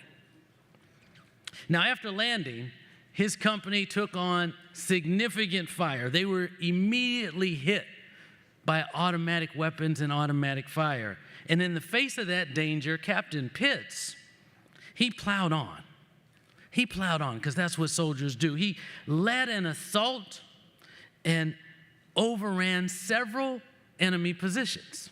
Now, I don't know if you know Captain Pitts' story, but he was taking fire from all directions, everywhere he turned. And he went forward. He personally attacked enemy bunkers. He had his own rifle fire. He had mortar fire. He actually captured enemy weapons and used that against the enemy and called in artillery fire. And after the artillery barrage, he again led his unit forward with complete disregard for his personal safety. He maintained continuous fire. and pinpointed enemy bunkers, simultaneously urging his men to plow forward, to march forward, until he himself was mortally wounded on the battlefield. Now, on December 10th, 1968, he posthumously received our nation's highest award for valor from President Lyndon Johnson, the Medal of Honor. Now, you might wonder why I tell that story today. I tell that story today because on that day, Captain Pitts became the first black military officer to receive a Medal of Honor. And he wasn't just leading black soldiers, he was leading soldiers from all races, ethnicities, and backgrounds. I tell that story today because at VA, we're privileged and honored to serve heroic veterans like Captain Pitts from every generation and those who are here with us today. They sacrificed for us. Now it's our job as Americans, as VA, to serve them. And that's what we do. In fact, veterans like Pitts are the reason that NAN and VA have many shared goals and aspirations. I was thinking about this. You know, NAN tirelessly works to promote a civil rights agenda that fights for a single justice standard, right? Decency and equal opportunity, regardless of race, ethnicity, religion, citizenship, economic status, gender expression, or sexuality. And thanks to the leadership of President Biden and Secretary McDonough, we at VA strive to achieve very similar goals. The President has given us a clear mission: to be a fierce, staunch advocate and fight like hell for our veterans, their families, their caregivers, and survivors. All of them, regardless of race, regardless of religion, ethnicity, citizenship, economic status, gender identity, and sexuality, we fight for all veterans. That's what we do every single day. And I'll tell you this, Secretary McDonough and I have made it clear that achieving excellence in delivery of care and benefits to our veterans requires us to leverage the strength and the diversity that defines our veteran population, our VA workforce, and indeed our country. Focusing on our IDEA values, that's inclusion, diversity, equity, and access, we're working to assure every veteran has equal opportunity in accessing VA's resources. Because for too long, too many veterans who fought to protect our rights here and abroad have come home only to have to fight for those same rights here in America. At VA, that fight is over. Over. Because nobody who fought for our country should have to fight for the VA benefits that they've earned and they so rightly deserve. So, you know, during the past few weeks, I've had the privilege to participate in some pretty exciting ceremonies. The first was a ceremony at VA's Fort Sam Houston Cemetery. That was back in February, and there we unveiled a new wayside marker that explains and provides historical context for the graves of 17 black soldiers from the 24th Infantry Regiment, men who were executed after the Houston incident in 1917. Now, those soldiers are buried as a group in that VA cemetery, and many of you probably know the tragic story of these soldiers. A sad chapter in American history, to be sure. The ceremony itself was very emotional for all in attendance. It was emotional because it recalled the lives of soldiers whose service was marred by racial injustice. 110 soldiers represented by a single defense lawyer tried and found guilty of mutiny, 19 of them sentenced to death and hanged, 17 buried together in this VA cemetery. It was emotional because descendants of those soldiers were in attendance. It was emotional because of who I am. For me, a black man raised throughout America with deep roots in the American South. I'm a lawyer, schooled at Howard University School of Law in the civil rights traditions of Thurgood Marshall. I served as the Assistant General Counsel of the United States Army. I'm an American soldier. I wore the uniform, and I've taken the oath a number of times. I'm the Deputy Secretary of VA, where 23% of those we serve are people of color. It was emotional for me. I'm the son of a black non-commissioned officer who served with valor and earned the Bronze Star in Vietnam. That's who I am. But the pain in that day and the emotions of that day was so poignant for everyone there. The ceremony was also inspirational. It was inspirational because it demonstrated the promise of America, the progress that we've made as a nation. In fact, I said then, and I'll say again here to you all, that that opportunity showed Martin Luther King Jr.'s truth. And that is that the arc of the moral universe is long, but it bends toward justice. And those soldiers on that day got a small measure of justice. It was an inspirational moment because the story of the 24th is the story of black soldiers willing to give up their very own lives for an idea for the belief that all men are created equal. And yet another reminder that black soldiers have served this great nation since the Revolution. In many cases, dying for freedoms that they couldn't enjoy themselves. That day, I could literally see that arc. I could see that arc of the moral universe bending toward justice in some small measure, justice for all. But it also reminded me that it's your job, it's my job, it's our jobs to keep bending that arc. That's what we must do. The second ceremony I want to share with you happened during the 57th anniversary of Bloody Sunday last month at the Edmund Pettus Bridge. What an honor for me. Joining Vice President Kamala Harris, so many other inspirational leaders, some of whom have spoken to you here, and of course, Reverend Sharpton on that hallowed ground. That hallowed ground, the Edmund Pettus Bridge, a battlefield in our country's fight for justice. Now, while it was an honor for me to be there, I got to tell you something. I had the privilege of following Reverend Sharpton at the podium. Now, you all know Reverend Sharpton is always a hard act to follow. I did the best I could because I thought long and hard about the message that I wanted to deliver that day. What I wanted to say, I wanted to use that once in a lifetime opportunity to remind people that going forward in the fight for justice, words are not enough. Only actions and outcomes will be enough. We can talk, but we must act.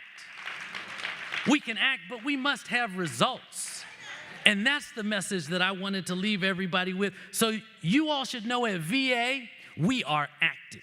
We're addressing racial inequalities affecting black veterans and other historically underserved veterans. We're working to make sure that all veterans have equitable access to VA health care and the VA benefits. We're embedding equity into everything we do. We're trying hard, and we will reduce, we will eliminate disparities that might exist in our system.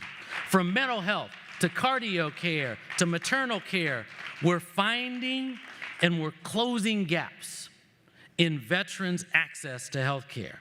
We're removing factors that cause disparities in kidney disease diagnoses among black veterans.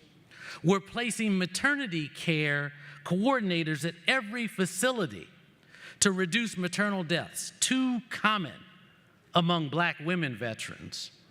We're eliminating credit reporting for medical debt that too often has an impact on our veterans' communities. We're working with our HBCUs to improve outcomes by creating a workforce that looks like America and the veterans that we serve. We're establishing a rural desk officer who's expert in dealing with rural veteran issues where our minority communities are. We're meeting them where they are, because all veterans, no matter their color, all veterans deserve the same high degree of care. Everybody. And we're also working to make sure that veterans, no matter their circumstance, no matter their identity, have full and unfettered access to that most sacred right that they fought for, that some died for, the right to vote. We're providing voting assistance for tens of thousands of inpatients and residents at our hospitals, at our nursing homes, at our treatment centers, fulfilling President Biden's executive order on promoting access to voting. We're including the exploration of having VA designated under the National Voter Registration Act, so we can provide those opportunities and information for people to vote. We're establishing presumptives and working with Congress on the passage of legislation regarding environmental exposure. We know that we have to ensure that all veterans exposed to toxins are able to access care, able to access benefits for the health problems that may have arisen as a result of that exposure. Now listen, I understand that there have been inequities for service members who are given other than honorable discharges, OTH, other than honorable discharges. And black service members, candidly, are far more likely to have faced courts-martials than their non-black peers. And that results in a higher rate of other than honorable discharges. Reforming how we care for veterans with OTH discharges is long overdue. We're going to build a framework. We're going to build a framework that deconstructs all those inequities that have been built over the years into the system to make sure that there is this level playing field that we're all working toward. We're also making sure that formerly incarcerated veterans have a fighting chance, reinstating their benefits and their health care in a timely fashion. There are over 100,000 veterans that one day will be released from prison, and we need to make sure that they have their benefits and their health care when they are. One more thing I want to mention. Just last November, President Biden signed into law a bill requiring the study of possible disparities associated with race and ethnicity and how VA administers compensation benefits and how we determine disability ratings.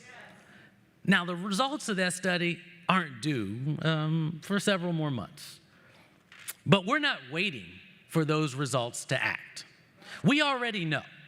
We already know that black veterans have lower PTSD grant rates than other veterans. So our VBA, our Veterans Benefits Administration, has collaborated with our Center for Minority Vets, with the Veterans Health Administration, with our Office of Resolution, Management, Diversity, and Inclusion, and our Veterans Experience Office. We've gotten all the experts together to design an equity assessment and analysis to identify the root cause. To identify the root cause of those differences in mental health disability compensation rates by race and ethnicity. The assessment will also determine whether there is any evidence of bias, and will eliminate that bias in specific parts of our disability compensation claims process. There is no room in our process for bias. Now, that assessment's not finished yet, as I mentioned a little while ago, but we're not going to wait around. We're just not. Right now, we're proactively seeking ways to improve outcomes for all veterans now and in the future, because what we want, what we must have, is an equitable process to ensure that every veteran, regardless of race, ethnicity, gender, sexual orientation, every veteran has access to benefits and services that they've earned. They've earned as a result of their service to this nation.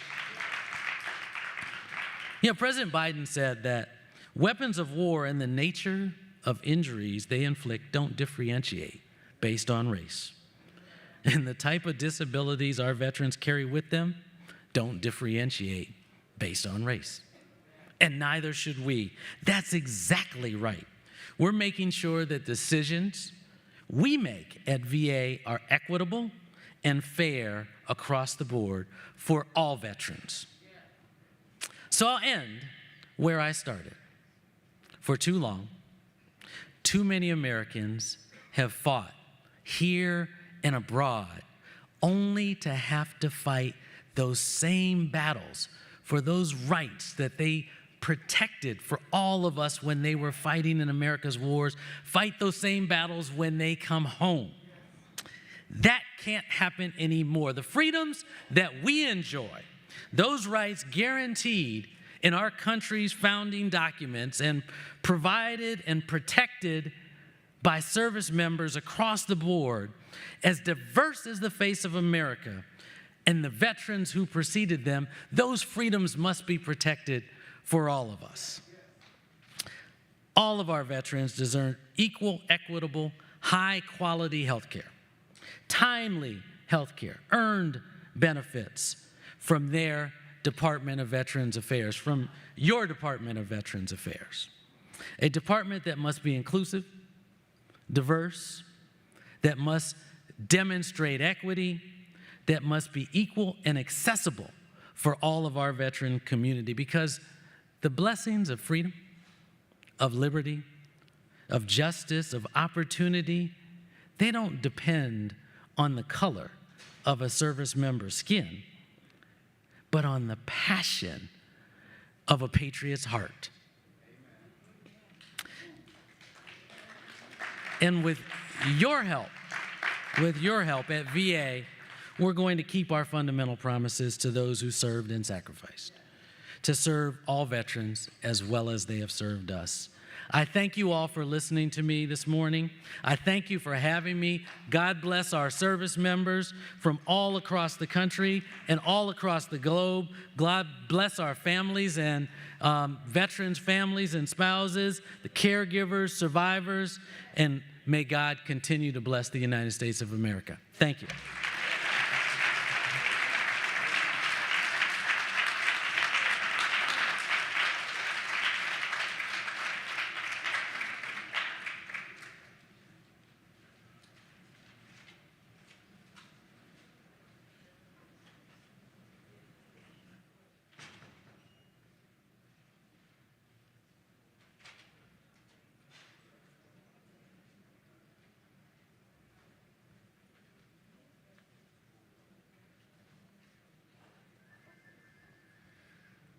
All right. Making our way through the day. Is it still morning or are we, look at that, still morning. All righty. Well, you know, whenever we do our convention, we technically say that, you know, our headquarters, which is up in Harlem, you know, we always say when we're here for the convention week that this is where the House of Justice is for that week. So it is an honor and privilege right now to bring the congressperson that represents the great village of Harlem. It is Congressman Adriano Espaillat. He represents New York's 13th Congressional District and is the first Dominican American to serve in the U.S. House of Representatives, serving his third term in Congress. His congressional district includes Harlem, East Harlem, West Harlem, Hamilton Heights, Washington Heights, Inwood, Marble Hill, and the Northwest Bronx. And, you know, he's a fighter, And, you know, we go all the way back. I'm privileged to have known Congressman Espaillat when he was still opening the doors to elective office. So we've been on that road all the way. Congressman Adriano Espaillat. Thank you, Attorney Hardin. Thank you so much. Nan, it's always a pleasure to come here every year, but also to the House of Justice on Saturdays and other days that we engage in important conversation. I think that this is a forum that engages in the conversations that are very often life and death conversations. And so this is important that we have it in this setting. And I thank the Reverend for leading the charge. I also want to acknowledge the presence of my colleague in government. He's the chair, not just a regular member like me, the chair of the Education and Labor Committee, Representative Bobby Scott from Virginia, who spoke just a little while ago. And he's doing tremendous work in that committee. He laid it out. The efforts that he's put forward to make colleges more affordable for our young people. Daycare services, important. We can't go back to work. Women cannot go back to work after this pandemic unless we have daycare services for them, right? Universal daycare. We're talking about universal daycare, just like you have universal pre-K. And so we've been through 2 tough years. We're going on 2 years and some months now of this pandemic, and we're trying to shake it off. But, you know, it's been like a perfect storm for our communities. And if you see the numbers, you will see that it disproportionately hurt Black and brown communities. And that is so because we already knew the illnesses that we had. We already knew that we had high levels of diabetes in our communities, and that our children had high levels of asthma and cardiovascular problems and renal problems.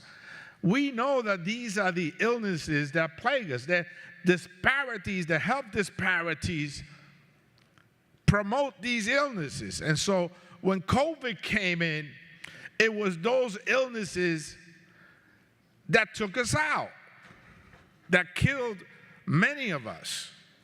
And some laid in the hospital for months fighting for their lives. Now,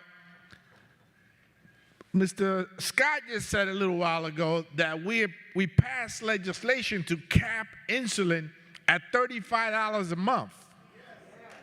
Now that's important because many seniors are rationing their insulin because it's so expensive.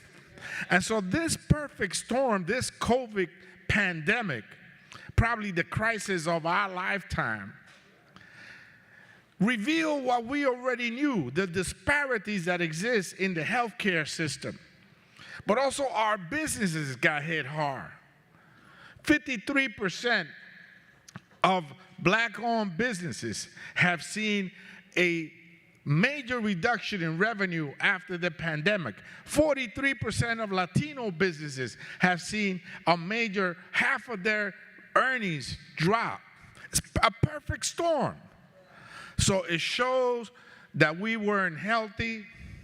It showed that our businesses were very fragile. Many of them were just hanging on by a thread. Many of them were just trying to survive on a month-to-month basis, and they got hit with this pandemic. They had to shut down. The third thing that we saw was how our kids, our children, the students, are disconnected. And we saw when they were home, the difficulties they were having with distance learning. That maybe they didn't have the equipment. Maybe the mom and dad couldn't really teach them how to get on. It was a real struggle. And some experts seem to think that our children lost 2 years of schooling, that the schooling that they should have had during the pandemic was not up to par, and now we're going to really have to catch up for them. So health disparities, killing us disproportionately, putting us in the hospital, the businesses are weak, and of course, our children are having a tough time with schooling. The fourth crisis is the mental health tsunami that's hitting us right now. So many folks weren't able to appropriately say goodbye to their parents, their grandparents, their family members when they died during the pandemic. Some of them were in the hospital fighting for their lives. Some of them lost their jobs. Some of them had to shut down their business. A mental health crisis collectively for our community. So these are three important areas that we in government must work on. Now, we've done a lot. The Congressman Scott laid out, what we did with the stimulus check and the unemployment benefits. And we had, just recently the child tax credit, $3,500 for every child under 5, $3,000 for over 5 until 17. 77,000 families in my district benefited from the child tax credit. It lifted kids out of poverty temporarily. We should have it permanently. We should have it permanently. Substantial funding to try to reopen the schools safely. Just this week, we approved $55 billion for restaurants, because restaurants are a particular type of business that is high-risk business economically, and they really got hurt during the pandemic. $55 billion for restaurants this week. ERAP, rental assistance. An additional pot of money was placed in the state budget just yesterday, but the original funding came from the federal government to try to help out tenants that are backed up on their rent. And so these are the things that we must do. Government must be a force of good to help people move forward. And so we must do more. We must do more to help with health care. We must break the cycle of disparity. It's not just enough to say that we suffer from diabetes, that we suffer from high blood pressure, that we suffer from asthma. We have to build the healthcare system in a fashion that it breaks that terrible cycle. We must continue to help small businesses. We must make sure that our children, that our students have the tools available so they don't face the kind of trouble they face with distance learning. And finally, we must engage at every level with this mental health tsunami that's really hitting our community hard. You see it in the street. I don't need to tell you that. You see it every day. You see the mental health issues in the corners of our neighborhoods. And so we got to continue to get the funding to help out. I think that government is a force of good, and we must continue to lift our communities forward. Now, you would think that with this crisis, our community will roll over and say, we're done. Well, guess what? Tonight, we're ushering Ketanji Brown Jackson. I love to say that name, Bobby Scott. Ketanji. Say it with me. Ketanji. Say it with me. Ketanji. Say it one more time. Ketanji. God bless you and keep the faith.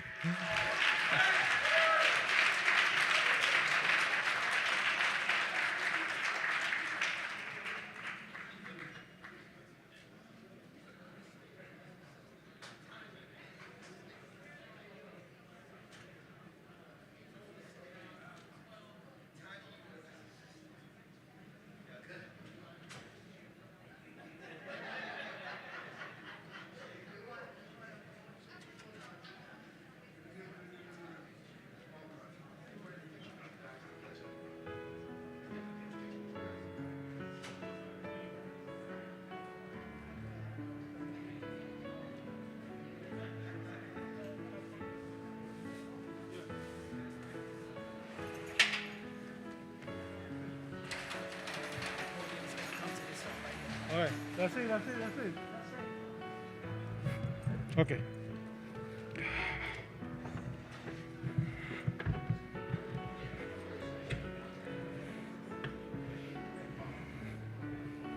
Oh.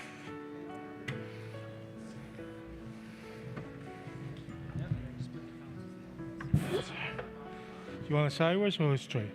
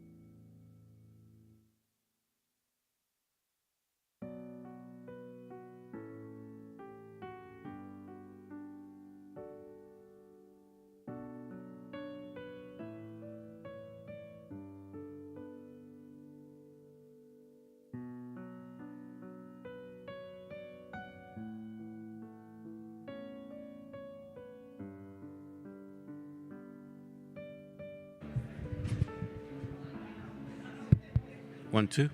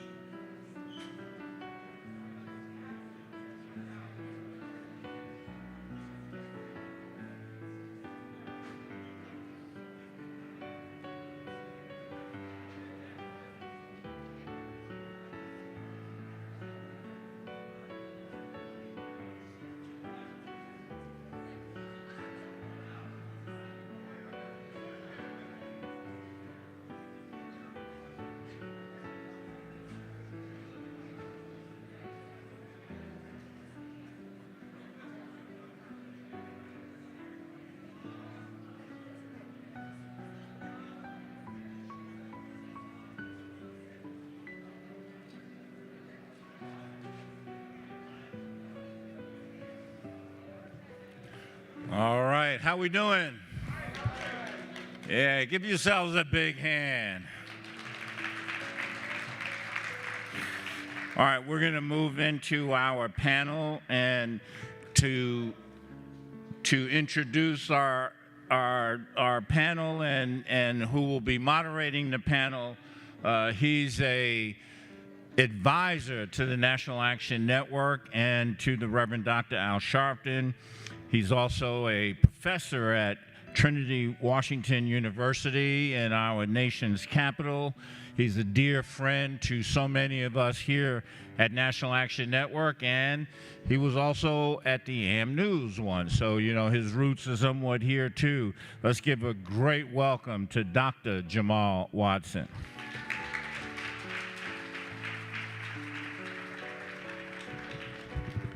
Good morning. You all can do better than that. Good morning. All right. Well, we are really honored this morning to be able to talk about historically black colleges and universities. Let's give it up for HBCUs. Anybody in here a graduate of a HBCU? Let me see. All right.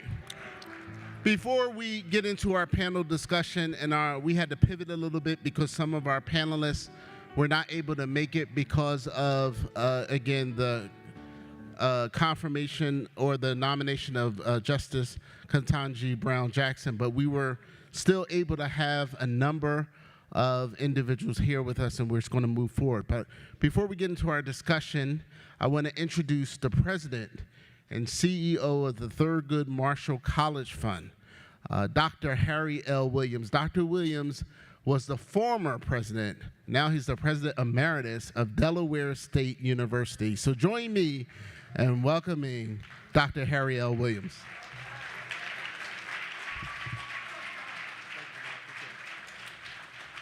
Thank you, Jamal. Thank you, Hornet. Good morning.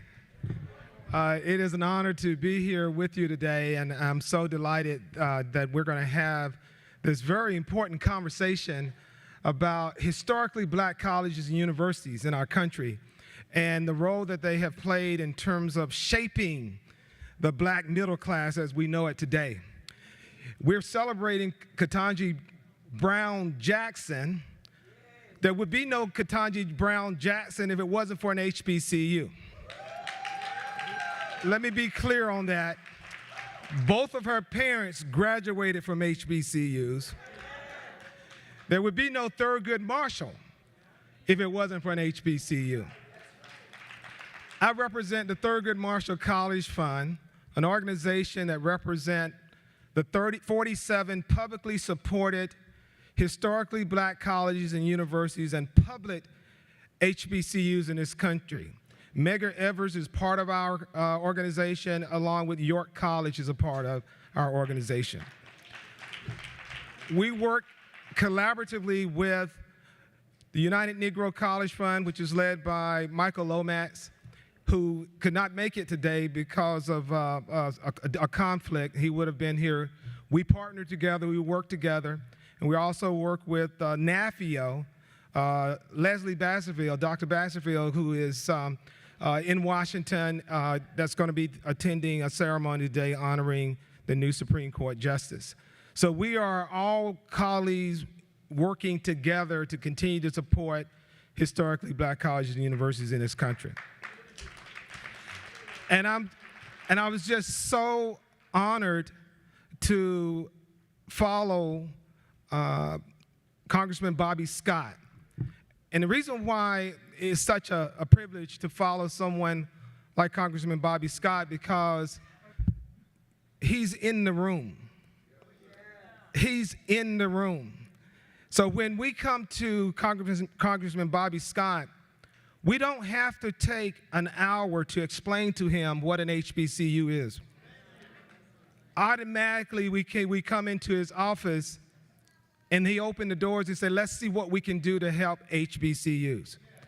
And what they have been able to do with his leadership in being in charge of the Education, Health, and Labor Committee is significant, because that's real power.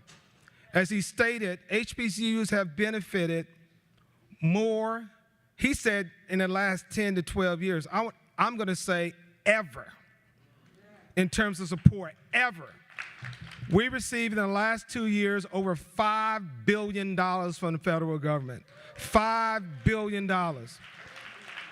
And it's with his leadership, Congresswoman Adams from North Carolina, an Aggie, Congressman Jim Clyburn, a proud South Carolina State graduate, and the entire Congressional Congress, bipartisan HBCU caucus working hand in hand to support HBCUs. We were able to get bipartisan legislation passed, because HBCUs, as you all know, are located in the South. And a lot of our schools, Alabama, Mississippi, North Carolina, they are red.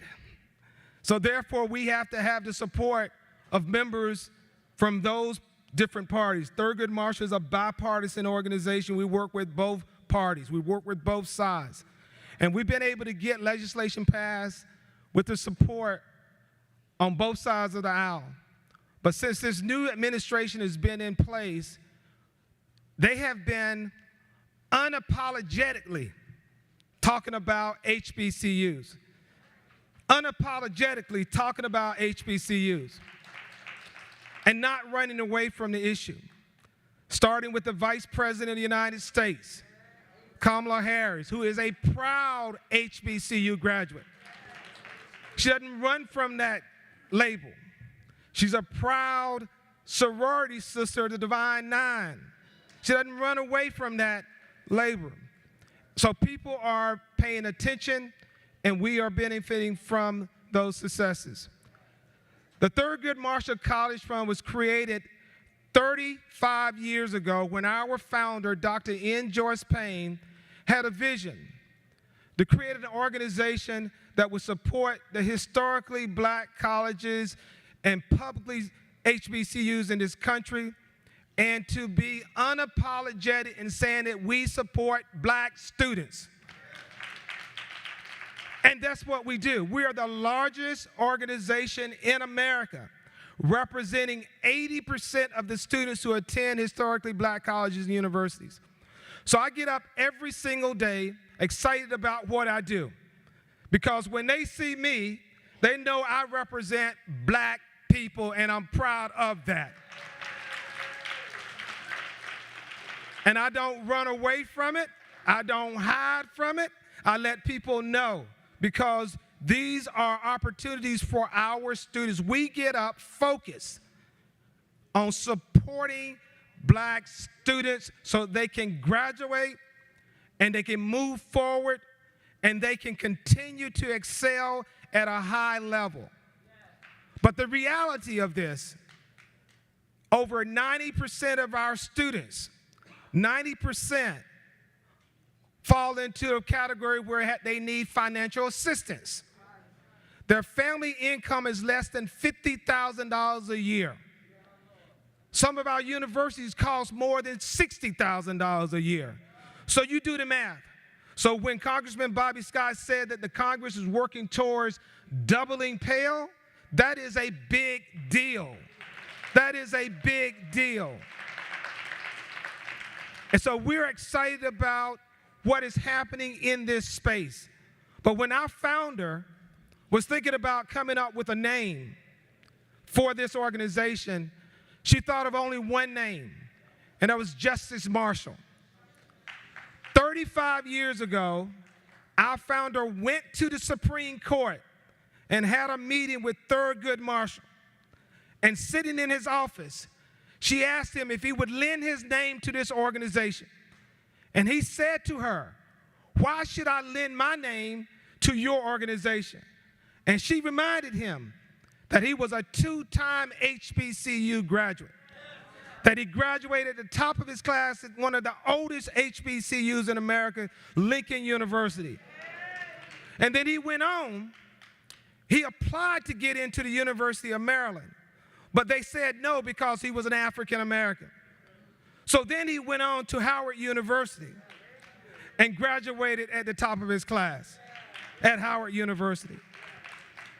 And then later, and she reminded him that you have been a champion, unapologetically fighting for African Americans in this country, and we want a name that is so powerful and so big, so when we say it, it will open doors, and people will stand up, and they will recognize. And she also reminded him that he argued before the highest court in the land 32 times, and that he won 29 of those cases. Cases that benefited and supported our community. And this organization is designed specifically to support black students so that they can graduate, give them scholarships, internships, and opportunities to continue to thrive and be a part of this American dream. And Justice Marshall said, "I'm sold. You got me." And at that minute, this is tell you something about this man. He called his secretary in the office and he said, "Write this down. I want you to give this organization the rights, the privileges to use my image, to use my likeness, to raise money to support black students." And then he said, "I'm not going to charge them one dime for using my name." 35 years later, by using his name, we've been able to raise over $500 million to support HBCU students by using his name. So the Thurgood Marshall College Fund is proud to use his name. I had a conversation here recently with Thurgood Marshall Jr., who's a lawyer in D.C., and we talked about his father. And we talked about how his father would be so proud of this organization today, knowing that we get up every day focused on helping and serving the community and providing these opportunities. Because education is still the equalizer. It is still the equalizer in terms of providing you an opportunity to lift yourself up out of your current situation and moving forward. But you need support and you need help. And that's why we go on, we continue to knock on doors and we continue to ask for the help. And I want you all to know the Thurgood Marshall College Fund has been thriving here recently. We've been thriving because people have been looking for ways to support black people. And I want to say to all of you that we owed a major debt of gratitude to George Floyd. When George Floyd passed away and was murdered, this country was trying to figure out what can they do. It put a spotlight on our community. And the inequities was right there. Health disparities, educational disparities, right there. And we've been getting calls from corporate America saying, how can we help? How can we create opportunities so students can get an education and work for companies like Apple, Google, and major jobs, not just going in to get a job, but getting on a career track that's going to elevate them to the C-suite so that they can be in the room to help more black people to come along. That's what we've been able to do, and that's what is happening. The unfortunate incident of a brother and Breonna Taylor passing away has created opportunities for black people to be lifted up in a positive way. So we lift his name up, and we lift Breonna Taylor's name up because of the legacy and because of what we will have a responsibility to do. So I'm proud to be a part of this organization. I'm proud to be with you today to have this conversation. You're going to get an opportunity to see students on this panel and to hear from students that are currently attending our institutions right now and a former student. I am a proud parent. Both of my kids, my oldest son graduated from Howard University. He's an accountant. He passed the CPA examination the first time around. He's working for a black accounting firm in Washington, D.C. And my youngest son is graduating from Howard University in May. His goal to graduate was to beat his brother's GPA. So he's going to graduate magna cum laude from Howard, and his brother graduated summa cum laude. I'm holding a law school book from Southern University in Baton Rouge. My son said he wanted to go to law school. And he said, I only want to go to an HBCU. So he's going to start law school at Southern University in the fall to continue to do the work and support. So that's our responsibility. That is our responsibility to continue to bring up our young people and to remind them every single day that you did not arrive in this situation by yourself. Somebody had to give up something for this opportunity for you to be here. Somebody had to say something. Somebody had to take something that will allow you, the National Black, this organization, this action-oriented organization, what you do. I cannot thank you enough. I cannot thank you enough for this work because we need you. We need your voices. We need your advocacy. We need it every single day. And I want to say thank you, thank you, thank you. And now I'm going to turn it over to Jamal Watson, who is going to guide us through this conversation. Thank you.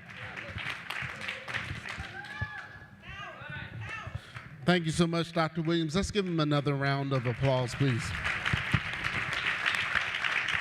We now have an outstanding panel of student and alumni from HBCU, so we're looking forward to this conversation with Dr. Williams. Let me first introduce Tyleek McMillan, who's the National Youth Director and Policy Advisor for Tech for the National Action Network. Let's give him a round of applause.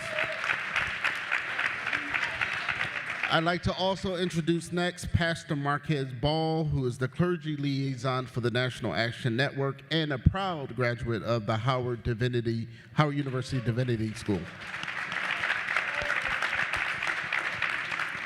And finally, we have Felivi Dosa, who's a sophomore at Morehouse, where he is majoring in business. So welcome to our town.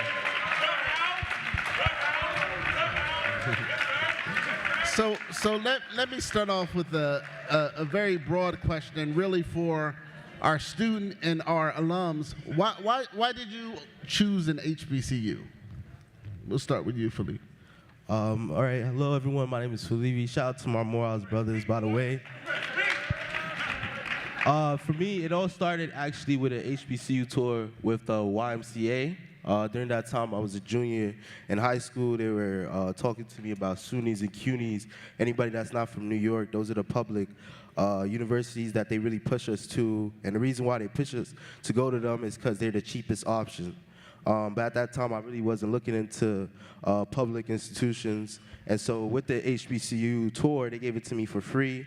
I was visiting everything from Howard to Tuskegee I was everywhere. But when I stepped on Morehouse campus, when I was there and I, really was learning the history and not only just like Martin Luther King, but just all our amazing alumni, I knew that's where I wanted to be.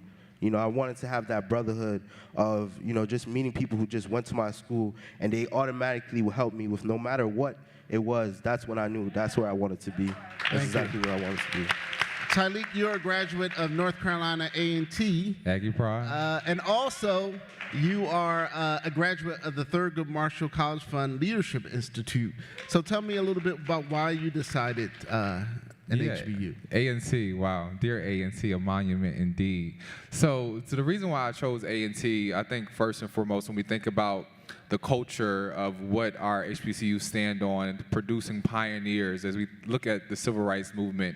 And growing up, within this organization, I started with NAN when I was 13 years old. Well, here I say 12. Now 25, so it's been quite a minute. And I think, just being around that, and when I visited the campus of A&T, and not only the pride that the school has, but to know the rich legacy that those hollow grounds that I walk on when I think about the A&T 4, that sat at Woolsworth counter in 1960, so we all may sit at lunch counters now, that right. Or I think about pioneers such as Jesse Jackson, who, Reverend Sharpton's mentor and Rev being a mentor in my life. And so all that had an impact on me, and not only I have to point out the school that teaches you not what to think, but how to think. And I'm thankful for that experience. And as you mentioned, Thurgood Marshall College, the Leadership Institute, that was one of the most amazing experiences that I've had that really teaches the scholars, to take pride in our HBCUs, but prepares us for the world. Because, within this, sometimes we are on the spectrum of, having less than a lot of other schools, but, organizations such as TMCF and UNCF really allow us to love on who we are, where we come from, and what we have to offer to this world. And so I'm grateful for my HBCU experience, and it definitely shaped me to who I am today. Thank you. Tyleek, Pastor Ball. For me, HBCU experience is social justice work. And I say it because I was raised by my grandmother in a little area called Angie, Louisiana. My grandmother was the help. She couldn't read or write. I look at the crowd, I see the kind of people who mentored me when I had a grandmother who couldn't read or write. So when I look at HBCUs, I see the same thing. Because the truth of the matter is, we take our own and build them up, recognizing that we are a product of institutions that continually fail us. So when I thought, where do I want to matriculate? Do I want to go somewhere where I look and I'll see a Miss Jefferson who will say, baby, I know you don't have any money, but here's a little something for you to eat. When I didn't have clothes because my grandmother didn't have it, I think about Miss Washington, who would say, my son has outgrown these, baby. Here's something for you to wear. So when I get to an HBCU and I need some home-cooked meals, there's someone on campus who would do just that. When I'm not sure where I will stay or if I have enough money to make sure I'm not purged from the record, it's someone who looks like my grandmother, who looks like my next-door neighbor at an HBCU, who will make sure that I'm able to make it through. And when I want to give up, it's somebody at an HBCU who will say, baby, we believe in you. It might be hard, but don't you quit. You might be tired, but you can make it. And it's for that reason that I and my children will continue to attend an HBCU. Thank you so much, Pastor Ball. Dr. Williams, we see the steady interest in HBCUs. You talked about the philanthropy, the giving, but we also see many, many high school students who may not have thought about going to an HBCU who are now interested in the HBCU. We see enrollment rates increasing. Can you talk a little bit about what you're seeing from member institutions across the country around enrollment? Yeah, first of all, I got chill bumps with what you just said and what everybody just said up here. It's amazing. That's why I say I got the best job in the world, because I'm representing these young people and I'm representing the quality and the excellence that we have in our community. And we get to celebrate that every single day. And when you have that opportunity to do that, it's just life-changing. It gives you this power. And to hear those Morehouse brothers stand up with pride, to hear them talk about their institution, you can feel it in your bone. These institutions were made for you. Let's be clear on that. They were made for you. And so when you walk on those sacred grounds and you see the names on the buildings subliminally, that's letting you know that you can achieve whatever you want to achieve. W.E.B. Du Bois went to Fisk, but he said he also went to Harvard. He said, I was not of Harvard, because he never became part of Harvard, but he was always part of Fisk. And you think about that, and you think about the power associated with that. And what we are seeing right now in this country is a resurgence of interest in our HBCUs. And I want parents to continue to tell their young people that where you want to go to a place that's going to value you, and you can be yourself. You don't have to do a double consciousness to say things you don't want to say. You can be yourself. When I took my son on a visit at Howard University, he met with a student leader. He walked him around campus, and he said the student leader said, you come to Howard, you will find your voice. Think about that. Find your voice. Musicians look for their voices all the time, their unique sounds. And when you come to a place where you can find your voice, then you can grow and develop. And I can tell you, both of my boys have found their voices, and they are thriving. It's because of what was fed into them. And you can go to an HBCU and go anywhere in the world and become whatever you want to become. And that's the value of these institutions and what we have there in the legacy, knowing that people died in creating these institutions. Recently, we've been experiencing these bomb threats. And the majority of bomb threats are at our institutions. And people identify you when they see something happening, and they want to create a disturbance, a disruption. And our students kept persisting and they kept moving forward. And because they see, again, the quality that comes from these institutions and how we've always had this. This is not new to me. I've had people say, this is so new. No, it's not. HBCU's been doing this for 150 some odd years. This is not new. So therefore, I am so happy that we are going to continue to see this growth, this explosion that's taking place at Morehouse, Spelman, A&T. A&T, they have the distinction of being the largest HBCU in America right now. We're close to 16,000 students and growing. And we're seeing that. We're seeing that all across the country. And we need your support to continue to support these institutions, because they are national treasures for our country. Thank you, Dr. Williams. And And I appreciate you mentioning sort of the recent bomb threats, because I think it's really important for us to talk about that, because again, it shows the kind of hatred and violence that has been directed at HBCUs. And Felipe, I was wondering if you would talk about what was it like for you to experience that as a student at Morehouse, because that happened recently. No, it definitely happened very recently. First of all, I wanted to shout out my Spelman sisters who, it was a lot of the threats happening at Spelman, and my sisters there were still staying strong, still had their hopes up. A lot of me and my brothers, we were calling them, making sure is everything all right, what we can do. Even though a couple of them did leave for the weekend, went back home, but like they definitely did stay strong. For me, it was a little dark time on the campus when that happened, because it wasn't for only just that week. It was repeatedly happening. Like the next week, they would get another threat the week after, and then there was even one at Morehouse itself where they did close down the whole campus, and we had to shelter it in. For the whole AUC, Morehouse, Spelman, and Clark Atlanta, it was a very worried time. But the thing I appreciate the most was the togetherness that we had. The ability that we were all able to call each other from Clark to Morehouse and Spelman and check on each other, make sure we was all right. That's what I appreciated the most, that real familyhood. And you can only get that at an HBCU. You know what I'm saying? So, but overall, like at the end, our spirits were still high, and I think that's what mattered. You can't break us down. Can I just say on that last part that you mentioned, what I love about the fact of being a part of this HBCU community is we all have this pride that we all have for our individual schools, and we may have this friendly rivalry between each other, like mine's the best, mine got the best homecoming. Hey, shout out to the greatest homecoming on earth. But you see that? You see how y'all saw how I threw it in there. But we have this love with one another where we are protective of one another. There's community, because we have this feeling of belonging with each other. So we can talk about each other, but nobody else can talk about us. That's the rule. Amen to that. Pastor Ball, did you want to hop in?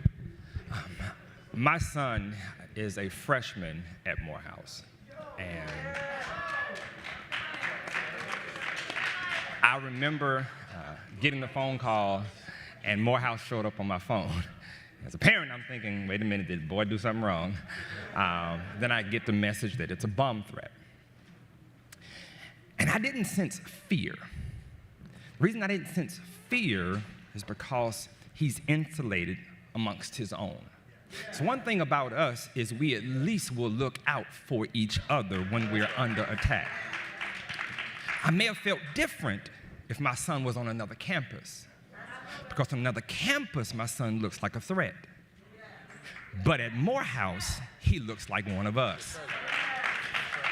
And so I knew there was a system that would look out for my son. One thing that's also important is the bomb threats show that we're doing something right.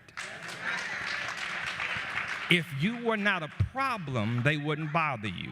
Let me see if I can quote Jamal Bryant. If you ain't got no haters, you ain't popping. So maybe it's that they are noticing someone like a Deion Sanders who is helping to bring more institutions and more focus on HBCUs. Maybe they're realizing that their numbers are dropping and ours are increasing, and there is a challenge. Maybe they're realizing that we're producing the best and the brightest. One more thing, and I'm done. My oldest son went to Morehouse and then went on to law school. And my oldest son now passed the bar his first time. My oldest son, Morehouse graduate, is now clerking for Black Justice in Virginia. And all of a sudden, we've got to ask ourselves the question, are we doing something right at HBCUs that they would want us to stop? And if we are, maybe we ought to invest more in what's producing our best and our brightest. When they try to stop us, we ought to give more attention to it to increase our enrollment. Thank you so much, Pastor. Jamal, let me add something to what my friend just stated as relates to what is happening and is putting this spotlight on us. Mackenzie Scott Basil, Mackenzie Basil Scott, I don't know what it is, whatever. She's got a lot of money. A lot of money. She gave to 23 of our institutions over $500 million. $500 million. $500 million.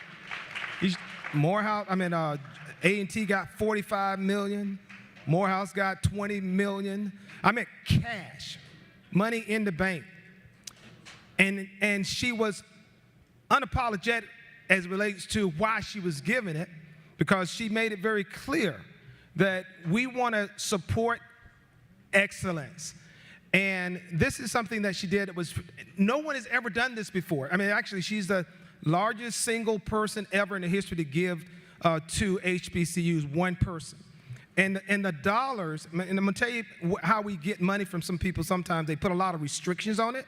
They say, okay, you can only use it to buy this or buy that.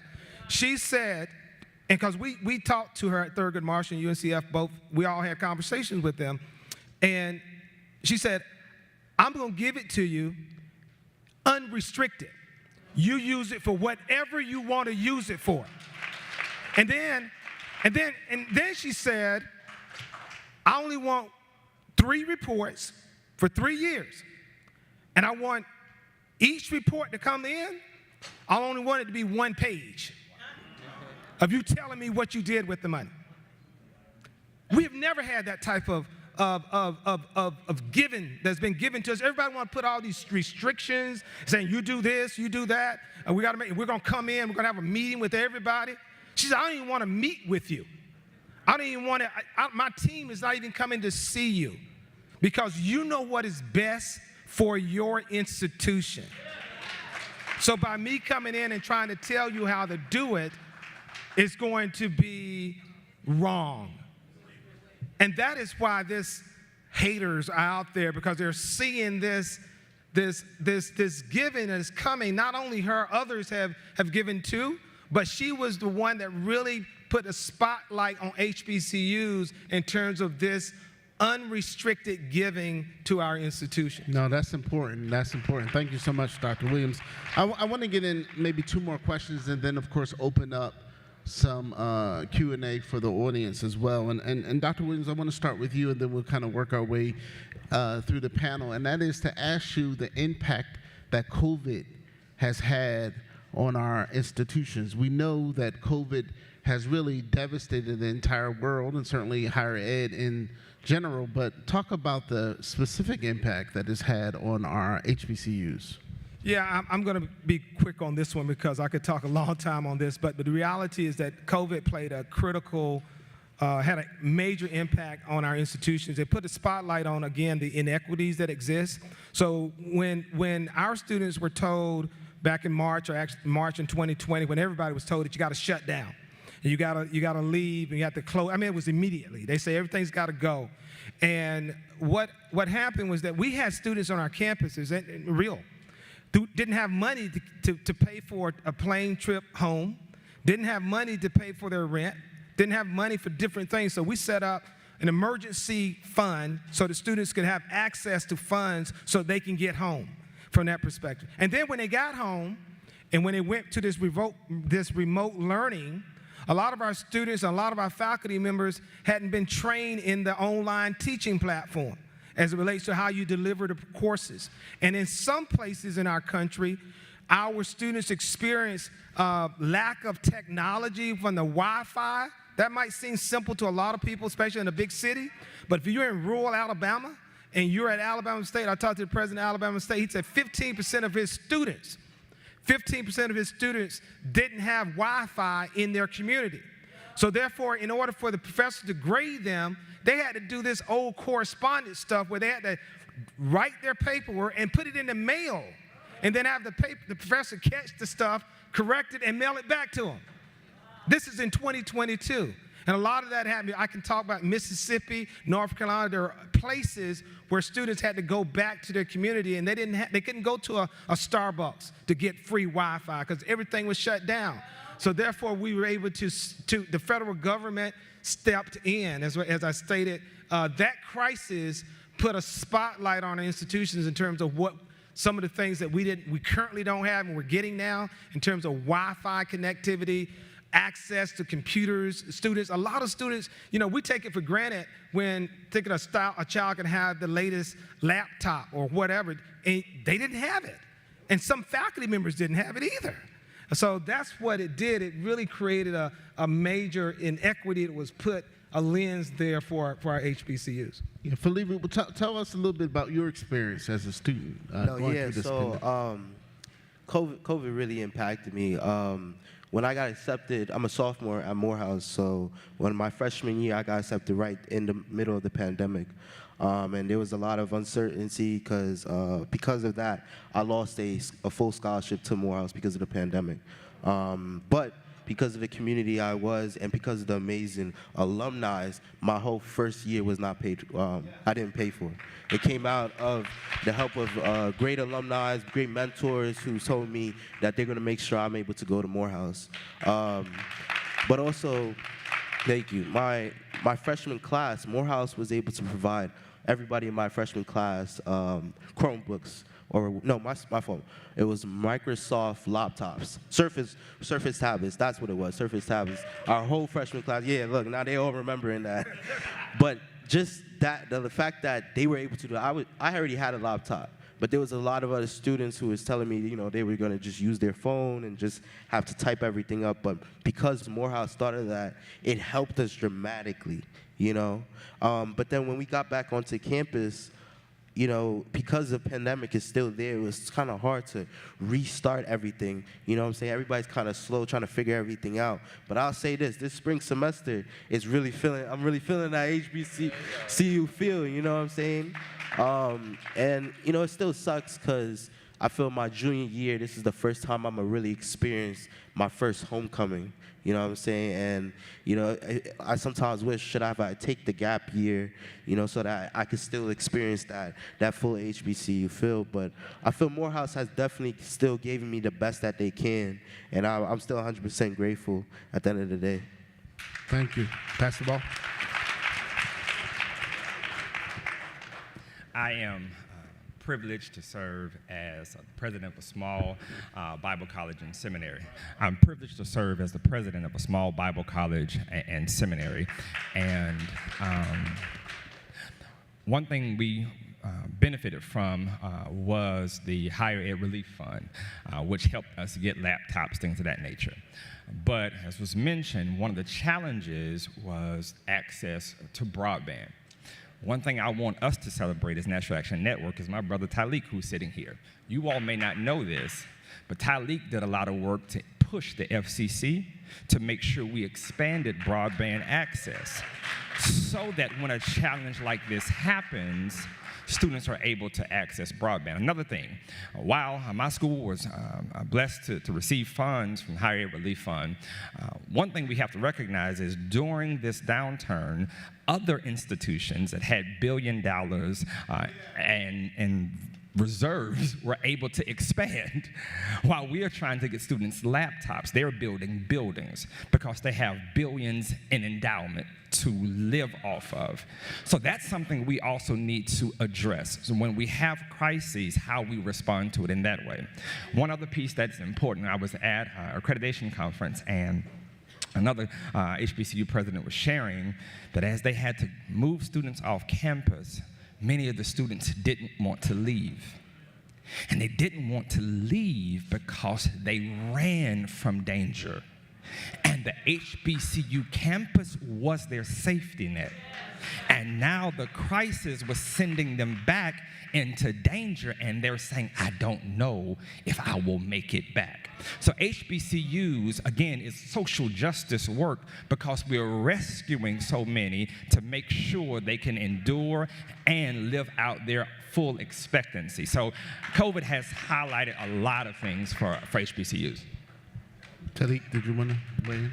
Yeah, I think my fellow panelists pretty covered everything, but I think touching on the broadband and internet accessibility thing, I think that was major for folks because, as mentioned, most black people, the only connection to internet is to a cell phone, and so there was that major gap of not having a computer, but also not having access to the internet. And thankfully, along the work that I do as National Youth Director and doing policy work out of our Washington Bureau, working on tech policy, as Pastor Ball mentioned, working with the FCC to expand broadband and working with a lot of the tech companies to stop surprise billing. Because when we think about the pandemic, it put folks in a weird space of not being able to pay bills because they couldn't go to work. And so where a lot of these folks, when they went home, didn't have the money to even afford it. And so just work within that. But I do think that the major concern was the internet connectivity. And as Pastor Ball mentioned, going back to a place where many students were trying to get away from. As we think about our schools providing a place for folks to be able to have food on their table, to have shelter. We don't know how many students go to our schools that don't have homes that they live in, that live in shelters. And so that was a major concern, but I'm grateful that our institution stepped up in the midst of danger, in the midst of adversity, and still provided a place of safe haven for our students despite that. So shout out to our schools for being that home figure for a lot of our students and stepped in the gap. Thank you so much. We're going to take some questions in a minute, so if you have a question, please line up here in the center aisle. But I want to get in one additional question before we go to audience Q&A, and that is, Tyleek, I'll start with you about student debt.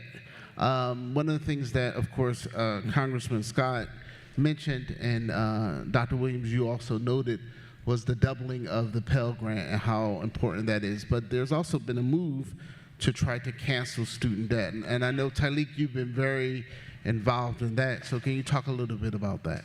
Yeah, of course. We understand that student debt is a racial equity issue. Many students, when they go to school, they have this expectancy that if I go get an education, that I can get ahead in life. But for the reality for a lot of students, that's not the case, because you're drowned in student debt trying to pay back. And think a lot of this money that folks are getting when it comes to refund checks, it comes with supporting life, putting food on the table, keeping the shelter over your head. And so canceling student debt is a way to close the racial wealth gap, and we continue to urge the president that if we can extend student debt repayment from happening, then we can cancel it altogether. So we continue to urge the president to cancel student debt, and as mentioned, it's a racial equity issue. Thank you. Anyone else want to comment on that? Now, I was going to say it was a relief, as the pastor stated. The CARES Act provided the presidents of the university an opportunity to use the funds to cancel debt, and most of our presidents used that. If a student had a debt that they owe the institution, they used those funds to cover it, to get them back to zero, and that was a blessing for a lot of students during that time. Thank you. All right, we're going to try to get to as many questions as we can. I'm going to ask that you keep your question direct, try to avoid a lot of commentary so we can get to as many as we can. Yes? Thank you so much. First question. First, good afternoon. Good afternoon. Since HBCU are doing so good, I'm going to say great, do anyone think or that our college will be established here in the North, like a site in New York State? So you're asking, could there be an HBCU that's established in New York? Yeah. Right. Or in the North? So, Dr. Williams, you can talk about the historic nature of HBCUs. There are predominantly black institutions. In fact, Medgar Evers College is a predominantly black institution, but I think it's important to make the distinction between the HBCU designation. Dr. Williams? Yeah, the HBCU designation is a designation that was established by Congress in 1965. Those institutions that were founded prior to 1965 with the sole purpose of educating black students. And so those institutions, so anything going forward, those institutions will be classified as predominantly black institutions versus HBCU. And the HBCU designation is very important because there's funding tied to it. and there's permanent funding coming from the federal government that supports these institutions, as just like A&T is a land grant institution, and just like Tuskegee, they have federal dollars that will go directly to them. So to create what I'm hearing you, if you think about creating another institution, you can do it, but it would not be it would be a PBI. It would be a predominantly black institution instead of historically black from that perspective. Great question. Thank you so much. All right. Good afternoon, brothers. Again, thank you for the panel. My name is Cecil Price III. I'm a Morehouse College sophomore sociology major with a double minor in poli-sci and education from Pittsburgh, Pennsylvania, and also serve as senator of Morehouse College. I want to reiterate that as a Morehouse man, we begin to understand that our community, we tend to funnel our success through whiteness. So I want you guys to give advice to upcoming class 26 students that we no longer have to compare our success to whiteness, that we're not new to this, we're true to this. So please give advice to those who are trying to compare an HBCU to a PWI. I'm looking at your suit, and I'm mindful of this Ralph Lauren thing and the Morehouse connection there. I look at our style. I look at our music. The truth of the matter is they bite off us way more than we bite off them. So maybe we ought to look at ourselves in the mirror and recognize that we are the model and that we are not trying to assimilate to their culture, but rather they are trying to assimilate to our culture. Well, first, I do want to give a round of applause to Cecil. He just won Senator at Large at Morehouse. You know, he wants to be funny, but it's Senator at Large. Now, the beauty of Morehouse that I appreciated was I felt it wasn't as if they were teaching me how to be comfortable in the white area. They just wanted me to be ready for it. You know what I'm saying? There's a difference of just like conforming or changing yourself to be able to fit in. It's more about, no. I want you to be better than them. You know, my professors that look just like me are going to always tell me, no. You need to be 110%. You always have to look your sharpest. You always got to be, well balanced. We know our 5 wells. Our 5 wells. Well, correct me if I'm wrong. Well traveled, well balanced, well spoken, well dressed, and well read. You know what I'm saying? Those 5 elements that we take into ourselves at Morehouse College, that's what I always tell the students. So if you're class of 26, learn your 5 wells. Thank you.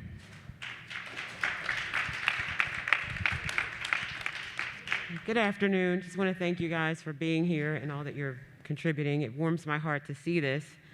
I have 3 children. My youngest is about to go to college now. I've actually had a front row seat with some of my son's older friends as to how these PWIs treat our kids who are basketball stars. Without going into detail, nothing less than modern day slavery. And it burns me up because I think, gosh, my mother and my grandparents, I know weren't accepted into these schools. But now suddenly we're great for them because we're making them literally billions. That's another story. My youngest, we're actually touring this week for colleging. So what is the best great way to try and get some more funding or scholarships for her at this time? She's an A student, so hopefully. I would encourage connecting with a lot of the alumni chapters within your local community. A lot of times these schools have local chapters that provide scholarships. But even if it's reaching out to the college itself, what department they're going for, and set up a meeting with the chair. There may be some funding within there, and connecting with organizations such as Thurgood Marshall College Fund that offer tons of scholarships on their website. So, yeah, thank you, and yes, I would encourage you to go to tmcf.org. We have 130 scholarship programs that will be on our website, and they're only for students to go to HBCUs. We can't use the money to go to the other side. It's only you got to go to HBCU from that perspective. And so your daughter, in thinking from an academic perspective, all of our HBCUs have academic scholarships they give out. I can talk firsthand from Howard, particular. Their scholarships, they have different tiers that they give out: the presidential scholarship, the chancellor's scholarship, the dean's scholarship, and it's an easy process for them. It's clear. You have the GPA, you have the test scores. They'll look at it, and your daughter could get a full scholarship to go to that particular institution. Same thing with A&T or any of our schools. They have the process will be pretty simple, but I know Howard because I went through it with my boys from that perspective. So I would encourage your daughter to look at the institution's website, but go to our website, tmcf.org, and look at all the scholarship opportunities that we have there, especially if she's a rising senior. Yes, quickly. Piggybacking on what Talik shared with regard to the power of the alumni, I shared that I've had two now matriculate through Morehouse. I remember my oldest son, when he was there, my middle son was in middle school, and they could only wear college sweaters. So, of course, I had him in a Howard sweater. His counselor saw it and said, no, you need a Morehouse sweater. And his counselor bought him a Morehouse sweater. Show up for PTA, his counselor stops me at the door and says, oh, you're Micah's father. I hear that your son is at Morehouse. Does he need money? I didn't ask for it. He was an alumni of Morehouse and recognized I've got a son at Morehouse, and all of a sudden that next semester was fully paid at the school. So those alumni are really, really powerful. Definitely get to know them as well. Thank you. Yeah. The next question. One other point, do it early. Apply early. If she's going to be a senior, starting this, you will apply in her senior year, like when she starts back. She's a senior now. She's a senior now? We've applied to some, but I just want to know if there's like any. Okay, gotcha. Okay. So So it's still not too late, right? May 1 is the official commitment date for students to decide on whether or not where they're going to go to college. So you still have some time. Okay. But those of you who are thinking about it, do it very, very early. Thank you. Yes. Oh, hi. Well, thank you for being here, and it's a very powerhouse weekend here at NAN. I just want to ask the question: when you mail out, do you still mail out like the CDs and the information about what HBCUs are? Because I have to admittedly say that as a mother of 3, but one who has finished college and my son he's a senior. But due to COVID, he has not returned, and it seems like he's a little discouraged because of his school is in a Republican state. And he's a senior, he only needs 24 credits to finish. So my question is, one, they say it's not where you start, it's where you finish. So the question is, if he started there and he only has 24 credits remaining, can he finish in an HBCU? Then the second question is, the information that I received from HBCUs at the time I was with my career plus the London school and everything that was going on, it came and it looked like junk mail. And I never looked at any of the CDs. And so do you still send things like that out? Because if you do, I would like to have someone else sent to me so I could share that with him as an extension of being here. And that could be something that can lead to his encouragement if he's welcome to possibly be an applicant for his senior year. Yeah, thank you. So the first question is really, I think, an important question because we know there are many students who start college who stop out for many different reasons. And I was encouraged to see that Morehouse really has committed to trying to get many of those students back and have created really a new initiative to try to encourage students to finish their degree. But Dr. Williams, you were a former college president, so I know that you saw this all the time.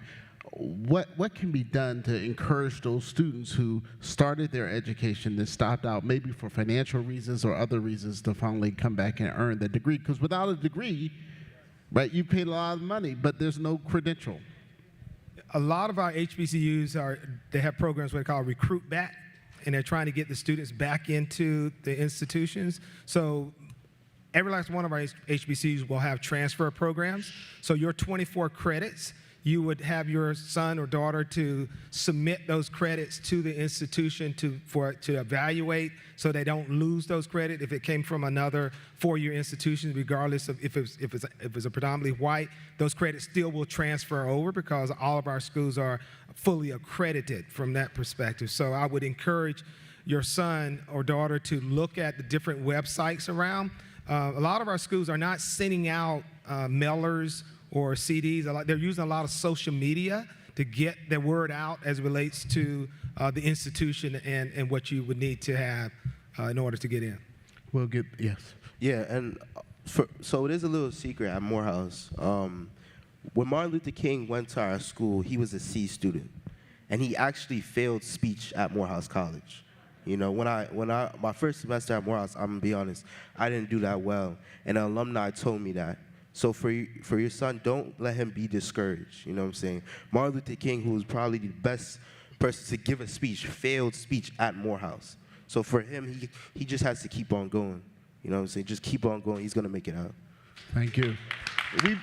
We're running short on time, so I want to get as many questions as we can. So please keep them very brief so we can get everyone. Yes, sir. My name is Terrell Buford. I'm here representing Memphis, Tennessee. And man, I wanted to know, what is the percentage of African American men in HBCUs? Because I look around this room and I see a few African American men. And what we're doing, we're about to do a call to... The question. So what was the question? Yes. Oh, what is the percentage to African American men in HBCUs, and what can we do to do better to get them? Thank you. Dr. Williams, do you know that number? At Morehouse, it's 100%. But nationally, we're not doing well, to be honest with you. Just be very candid. Most of our campuses, our African American females are in some campus 70%, and in some cases, 60. If we can get 50-50. That's a rare situation. So we got to do a better job of getting more of our males, African American males, back in college in general, from that perspective. Thank you. Yes. Hi, my name is Cheryl Huff, and I'm from Nashville, Tennessee. And I wanted to address the question that you asked earlier about the homelessness and the children had to return back to where they were running from. What are we doing? And I say we doing to help with the food pantries, with making sure all of this stipend that's going out with, they're giving stimulus checks. Are we giving money to the children that's returning back to poverty so we can make sure they're eating and have a place to live? Because a lot of them didn't have places to live. Thank you. Anybody want to take that? Well, I think one, we were definitely pushing each college campus to create those safe havens for students who could not return home and who identified that they did not feel safe going home. And a lot of the college campuses, as I mentioned, opened up space on their campuses for those students. And even to mention, we see Katrina Jefferson here, who was leading a lot of National Action Network's work. We gave over 1 million meals to people across the country in our respective areas to help feed folks. And so a lot of folks stepped in the gap, but we definitely were pushing schools to keep their doors open, and a lot of them definitely did. So happy to report that. Thank you. We got 3 more questions, and we'll get to these quickly and before we end. Hello, my name is Sylvie Bello, and I'm with the Cameroon American Council. I work on African immigration, and HBCUs have been great places for a lot of Africans, as well as Africans who pay international student fees. We have been getting reports that HBCUs are looking to get Ukraine immigrants in for free. My question is, how many HBCUs are part of the Immigration President's Council? These are presidents of colleges that work on pushing immigration reform for predominantly Asian students. And we would like to see the same for predominantly African students, specifically immigration relief called Cameroon TPS, which the council, the president's council... What was your question? Because he said we have two more people, so... Yeah, that's my question. So my question is, HBCUs have benefited from African immigrants paying international student fees, yet we do not see HBCUs when it comes to immigration reform for those same Africans that need papers, specifically Cameroon TPS. Thank you. Anybody want to take that question?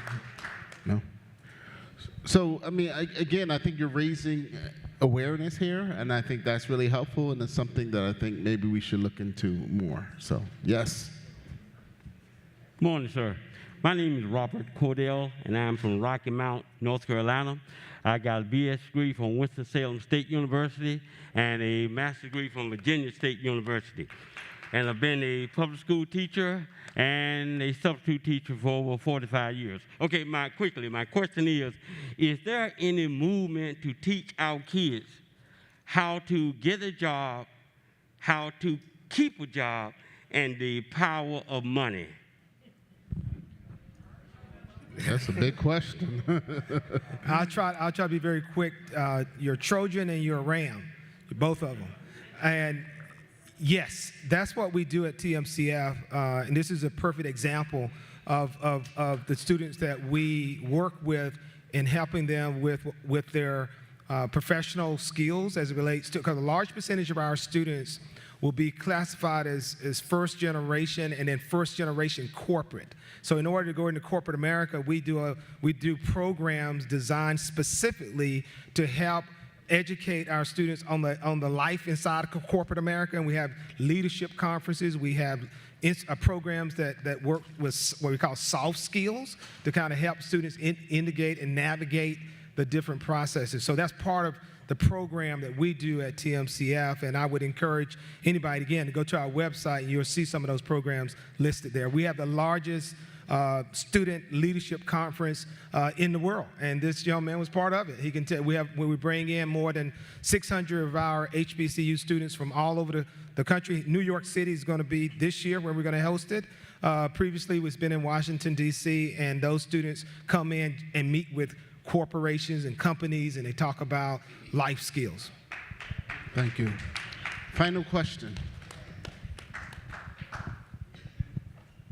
Good afternoon, all. My name is Chukwuma Garvey Uku. I'm a current student at the Earl G. Graves School of Business at the illustrious Morgan State University in Baltimore, Maryland. I actually am also a representative of Historically Black Wall Street, a company founded on that campus. And my question to you is, how can we, as current entrepreneurs and those that are creatives and business owners at these HBCUs, connect with you all to try to build a partnership to continue to grow the future and lead the world? Thank you. For me, I think it's better to always speak directly with the students, because we're right there in the front grounds. We're the ones living in the dorms. We're the ones really creating the experience at the school. So for you, of course, we have some of my brothers here. We can also connect you with some folks at Clark and Spelman. So just speaking directly to the students, for me, that's how you could definitely bring more impact. Anyone else? Pass the ball. Didn't you all enjoy this panel? Let's give them a big round of applause. You all can do better than that. Big round of applause. Thank you. Good afternoon, everyone. We'll resume back in this room at 1:30, so you all may take a break now. I encourage you to get some lunch, get a snack, or take a walk, stretch your legs. But we'll be back in this room at 1:30 with our next session.